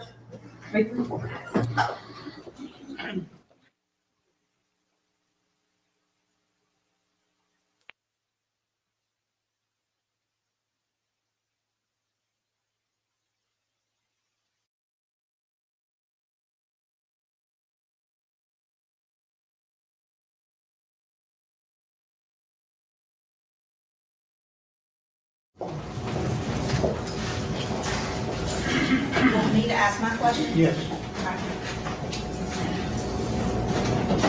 You're at this hunting club, is that right? That's correct. You made a statement, looks like we got away with this shit, That's correct. then what'd he say? All right, ladies and gentlemen, as I told you the other day, this is not being offered for the truth of what he said. It's offered as far as follow-up response. So you shall not consider what he said for the truth of it, okay? All right, What did Zach, or how did Zach respond? He said the real reason that we were there was to show Clint how to manufacture meth. He said we got there early. She come outside screaming and raising hell, and we took her. right. That's not offered for the truth of it. Besides that, it's allegedly a statement of the defendant, not a third party, okay? And how did you respond to that information? Just, I just listened to it. I mean, I did not. In fact, I brought up the issue that we had been there long enough. Let's go. My truck was sitting in plain view down at a locked gate on private property. So, I mean, once the breath was caught and a few minutes of rest, it was time to go. Time to take the trail cam that you stole and hit the road. That's correct. Did y'all do that? That's correct. Took the deer stand and the trail cam and left. That's correct. Did you have any other conversations with Zach about what happened to Holly? I have not. At any point in time, did you go, you told us about the barn, did you go look somewhere else because of information you received? I did. Okay, first of all, who gave you the information? I obtained the information from Zach 2 days after the 13th, the 15th in the wooded area. So you mentioned earlier that Zach told you you That dumped her at Kelly's Ridge. near Kelly's Ridge. So what is Kelly's Ridge? Where is Kelly's Ridge? Kelly's Ridge is in Benton County, Tennessee. It's a hunting club, maybe. It's a long. There's a gate there and a great road that runs down through the property for a long ways. I mean, that's just backwoods. Far as you know, for a long ways, yeah. At some point, did you go to Kelly's Ridge? I did. I tried. I come through there one day, and I noticed some birds sitting near a pond bank.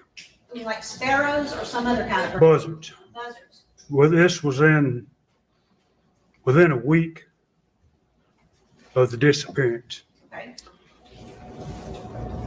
I thought that that's where the body was. So I stopped at the house and asked the people, could I go to? Slow down. So you had the information about Kelly's Ridge. That's correct. Did you drive? You said I was driving through there. Did you drive through there on purpose to look around, or did you just happen to be driving through there? If you remember. I mean, I wasn't purposely looking. I mean, when I seen that, it all flashed before the mind. I mean, yeah, I never went out with the search parties or.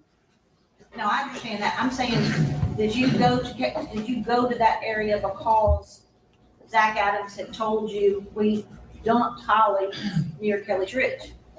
I rode through there, yeah, Okay. looking to see what I could see. All right. And you said that you saw buzzards close to a lake. There's 2 ponds there on the property at the entrance of Kelly Road, at Kelly Ridge. I seen buzzards sitting in an old dead tree in the backside of one of them ponds. So what did that mean to you? Dead. Something dead. you said you walked up to the house. So is there a house close to those? There's a homes? house at the entrance of Kelly Road. I got out and I knocked on the door and I asked the person living there if I could go fishing down there. You said you asked the person, so somebody answered the door? There was, yes. And, what There- did they say? They told me no, that there had been some river otters or creek otters come through there and wiped all the fish out. They didn't want nobody on the property. At that time, I got back in the vehicle and left. And this person that you talked to, is it a male or a female? I'm not sure. I think there was both people there. But they wouldn't let you. They would not let me up to the door. I mean, I was met from a distance. Just as soon as I pulled up, they come out to the screen door. May I have one moment, Your Honor?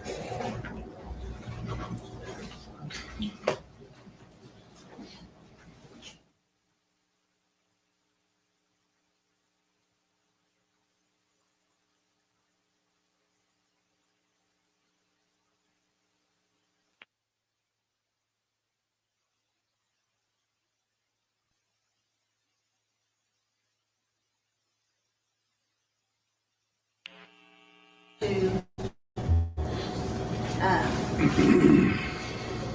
the day in when you were stealing the trail cam and Zach was stealing the Deer stand. deer stand. You said y'all sat down there after, Let me stop to clarify something. What I told him earlier about hearsay, I thought it was a third party. He said that was what Zach told him. Hearsay doesn't apply to a statement of a defendant. So you can disregard what I earlier said about it wasn't offered for the truth. You're not to take it for the truth, okay? so if I understand your ruling correctly, they may take it for the truth. They may, because I thought it was a third party at the time. I think he started off saying what the third party said. And then he skipped what the That's other one when said. we had our conference, and I decided to instruct him, but when he started back, he said that Zach had told him. He So skipped the- hearsay ruling would not apply to the statement of a defendant. They can consider that and give it any weight that they feel it deserves. So I'm gonna go back to that day, okay? The trail cam day.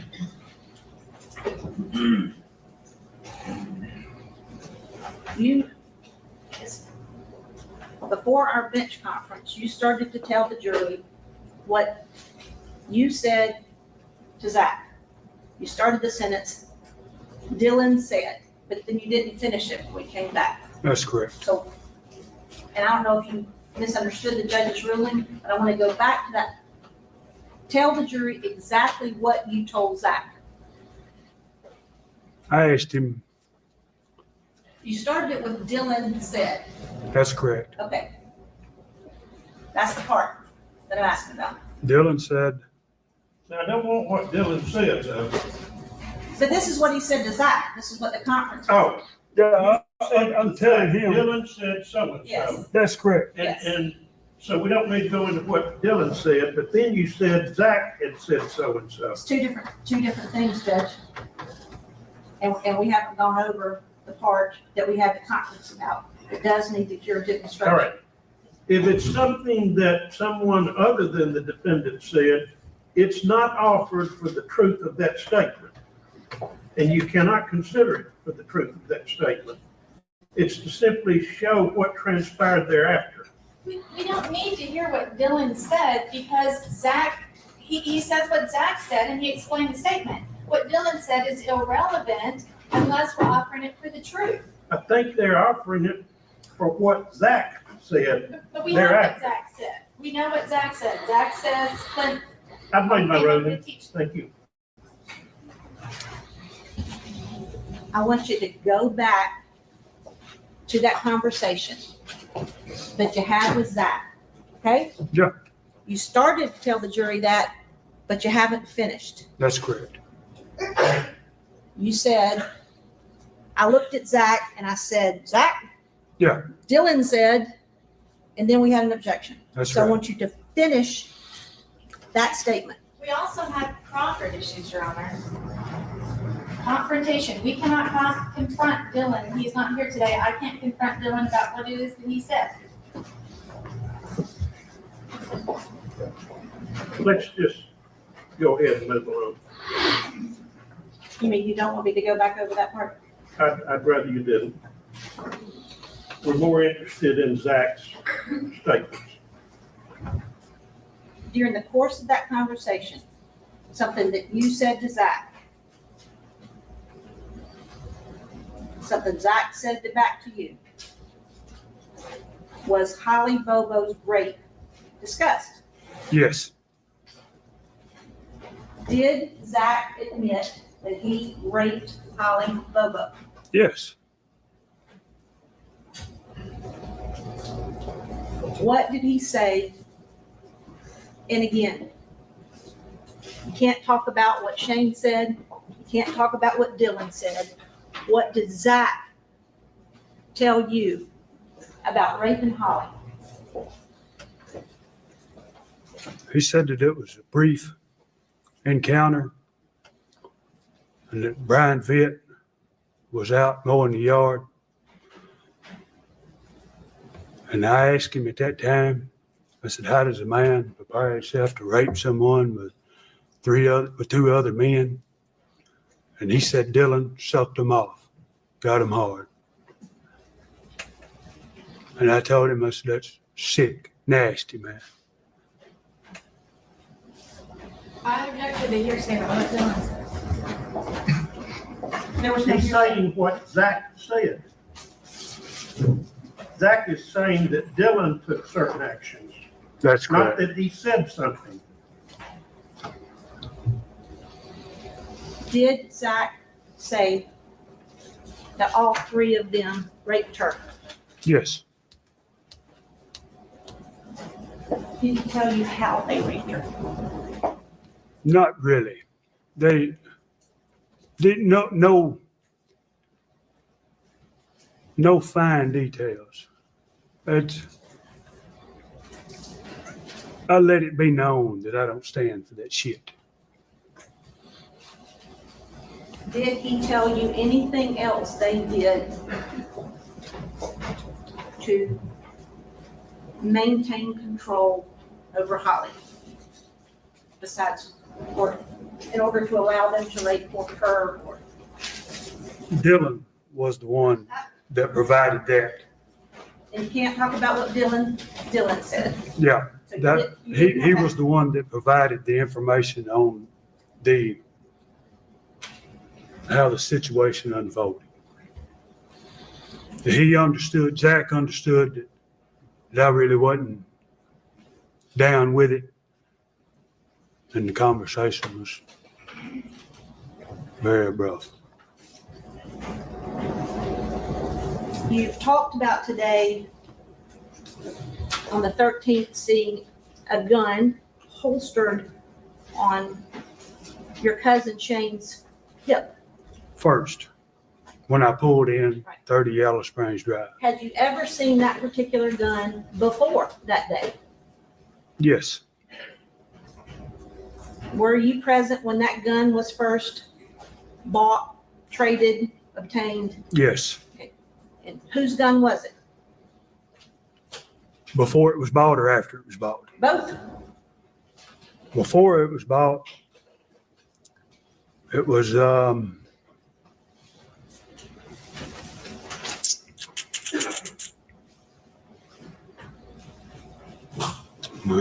You don't remember, you don't I remember. don't remember his name. Okay. Were you present when it was purchased? I was, And who purchased it? Shane. And between the time he purchased it and the next time you saw it, or, excuse me, between the time he purchased it and the 13th, had you seen it any other times? I had not. I only seen it the day it was purchased. I had no actions of the gun other than just watching the transaction, just a brief transaction. Shane had a lot of guns, didn't he? That's correct. I want to show you a gun.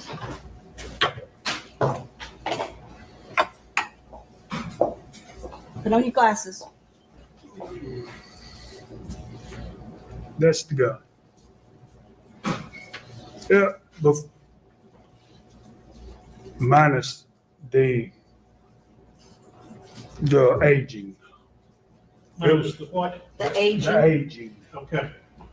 So what do you mean by that? Minus the aging? Meaning, when I seen the gun, it was in good working order. Shiny. What color? Black. Black. Was the whole gun black? Yes, ma'am. And does that appear to be the gun that It does. you saw holstered on Shane? That's correct. Now, you indicated that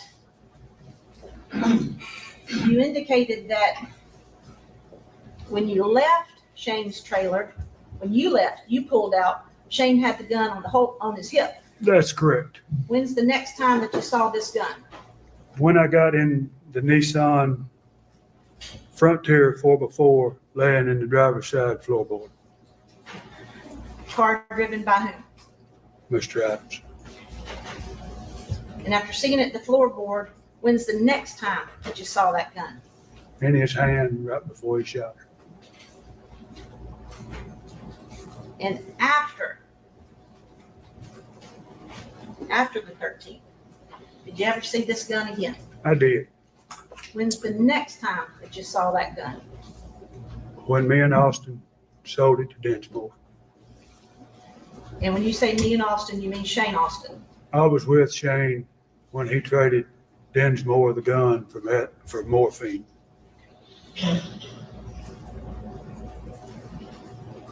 And that was later on that same summer. It was approximately 4 to 5 months after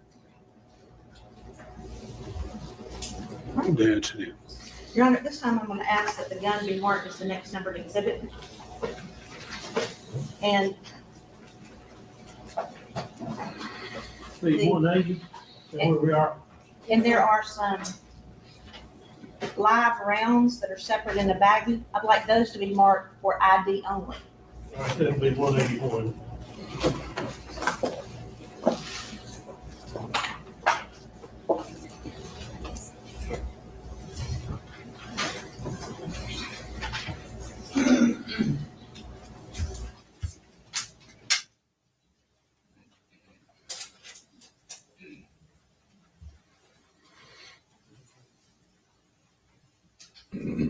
In the weeks and months that followed Holly's disappearance, but for that time nobody knew where she was,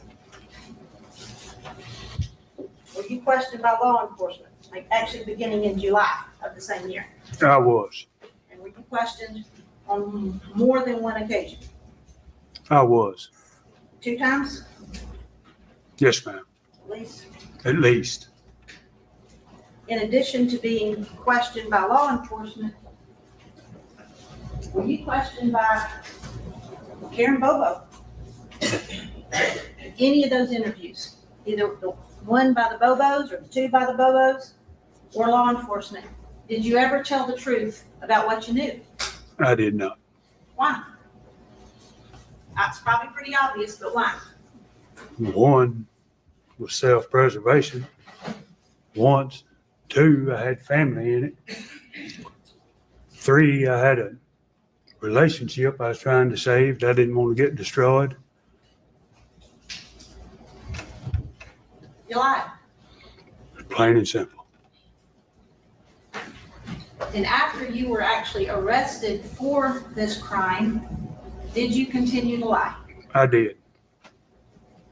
Did you grant interviews? Did you grant interviews to the media? And let me say, before you were represented by Mike Scholl and Robert Harris. That's Did you? correct. Who were your lawyers then? Mr. Fletcher Long and John Herbison. Were they aware that you were going to grant interviews to the media? They set it up, yeah, And you did that from the jail? from state prison through Channel 5. State prison, that's just where you're being held on this case, correct? That's correct. And you're actually doing some time right now, aren't you, on something else? That's correct. I believe it's 922G. Did you, in addition to granting interviews, and let me just ask you, did you proclaim your innocence of all knowledge to whoever happened to watch Channel 5? I did. I was told by Fletcher Long sent word. Objection, Your Honor. You can't say what Fletcher said.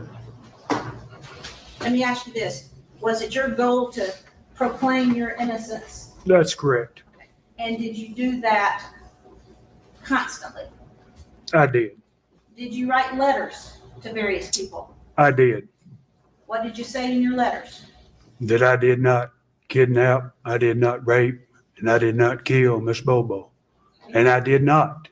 But I lied and said that I didn't have no details to it. That was my next question. Did you kidnap her?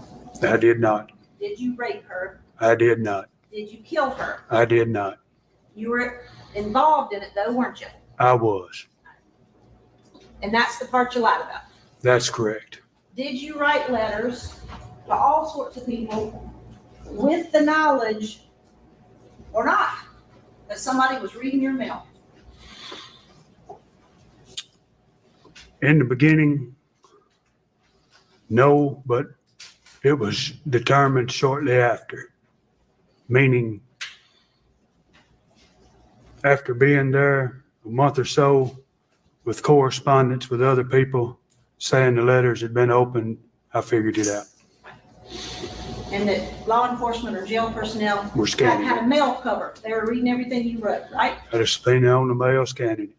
And so did you, with that knowledge, continue to proclaim your absolute lack of knowledge about anything? I absolutely did. When you got, let me just ask, you have given this jury a lot of information today.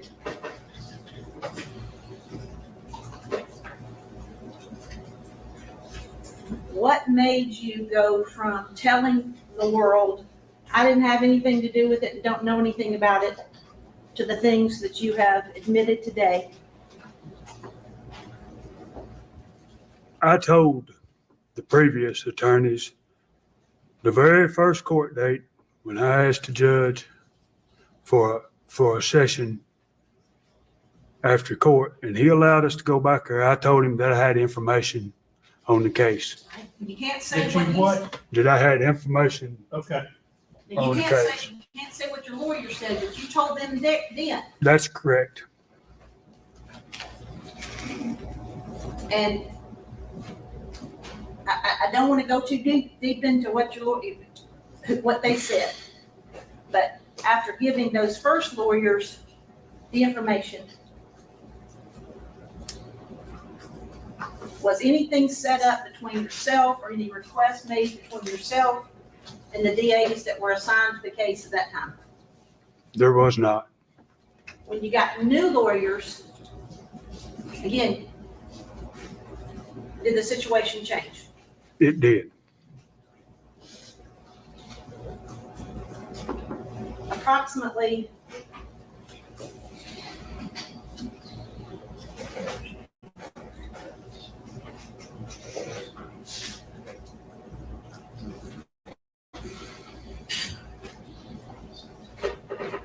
sometime last fall,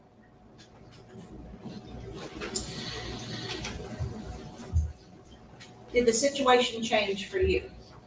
There did. There was. And since that time, were you driven from state prison in Nashville to a location under the bridge with your lawyers, both present? Yes, ma'am. with Mr. Hagerman, Yes, ma'am. Mr. Ragland, Mr. Christensen, me? Yes, ma'am. And did you show all of us in the presence of law enforcement and TDI agents exactly what happened to Holly under the bridge on the 13th? I did.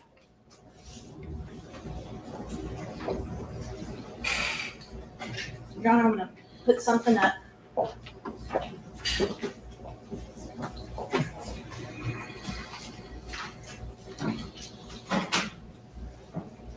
First of all, did I show you this map and this poster this morning? You did. And do you recognize the areas depicted on it? I do. What area is depicted on it? Interstate 40, the Tennessee River Bridge, the crime scene, the route there, the route out, the road in. Your Honor, ask this to be marked as the next numbered exhibit. The 182.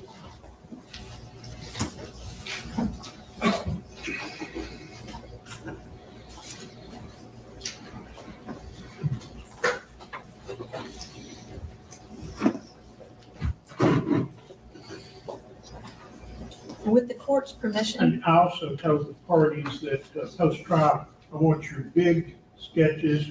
I want to substitute maybe an 8 by 10 of them. In other words, I don't want the court to have to. oh, after deliberation? Yes, yes.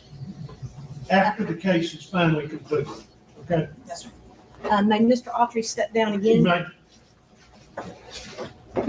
It's sort of a tight squeeze, but we'll. Oh, I'm gonna get the.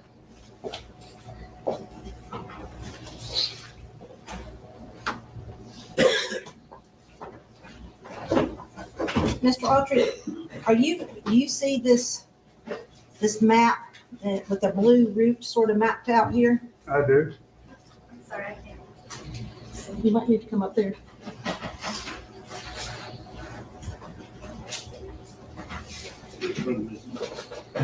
That's the route we took. When you say this is a route we took, this is a route who took? Me and Jack, On what day? the 13th of April. Okay, where did you start? 30 Yellow Springs Road. Okay, and this doesn't appear to be exactly 30 Yellow Springs, but it's in this area, correct? That's correct. Okay? And show them the route that you all took.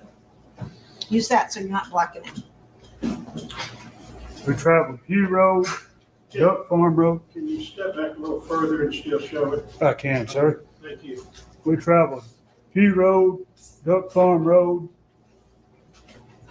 Dry Branch Road, Morgan Creek Road, Warren Hill Road, to the location right here. All right, now you are using keep your pointer there. You're using your pointer from where these red lines meet to the furthest right picture on the right This right side. here is this location right here. And the line goes to what? Pile of riprap. Show them where you back the truck in, or where Zach Adams backed the truck in. Right here. All right, lean back just a little. All right, show again if you can. Right here. Is that where he shot her? That's correct. On that pile of riprap right there. And these other pictures This is the route in that we take that I showed y'all earlier. on the little one? That's correct. Okay. That's the bridge. This is where we looked down at the Sandy Bar in the Tennessee River. In fact, let's see. Right here is the actual. Right here is the actual river. Right here. Right there is the location where she was killed. Right there is the actual Tennessee River. This looks like the river right here, but that's not. That's a slough. It's on both sides. That's backwater. The actual river is right here. Is there a place or a picture on here that you can show the jury where your intention was to gut her and put her in the water? This location right here is the channel in this slough. The meaning channel meaning the deepest point. And that's where you were gonna put her. That's where he was going to put her. But we, however you want to say it, Right. that determining who was going to do what was never made at that point. Understand. But that's where you guys were headed.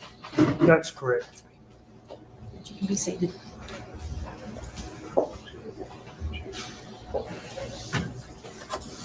Your Honor, I don't have any further questions at this time. Pass for cross.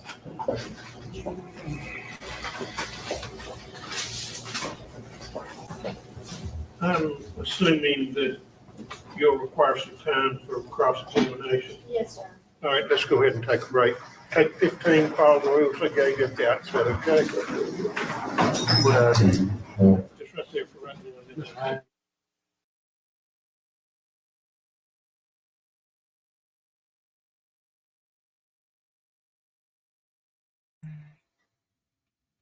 Gotta unmute it. All right. So we're going to take this into 2 pieces tonight.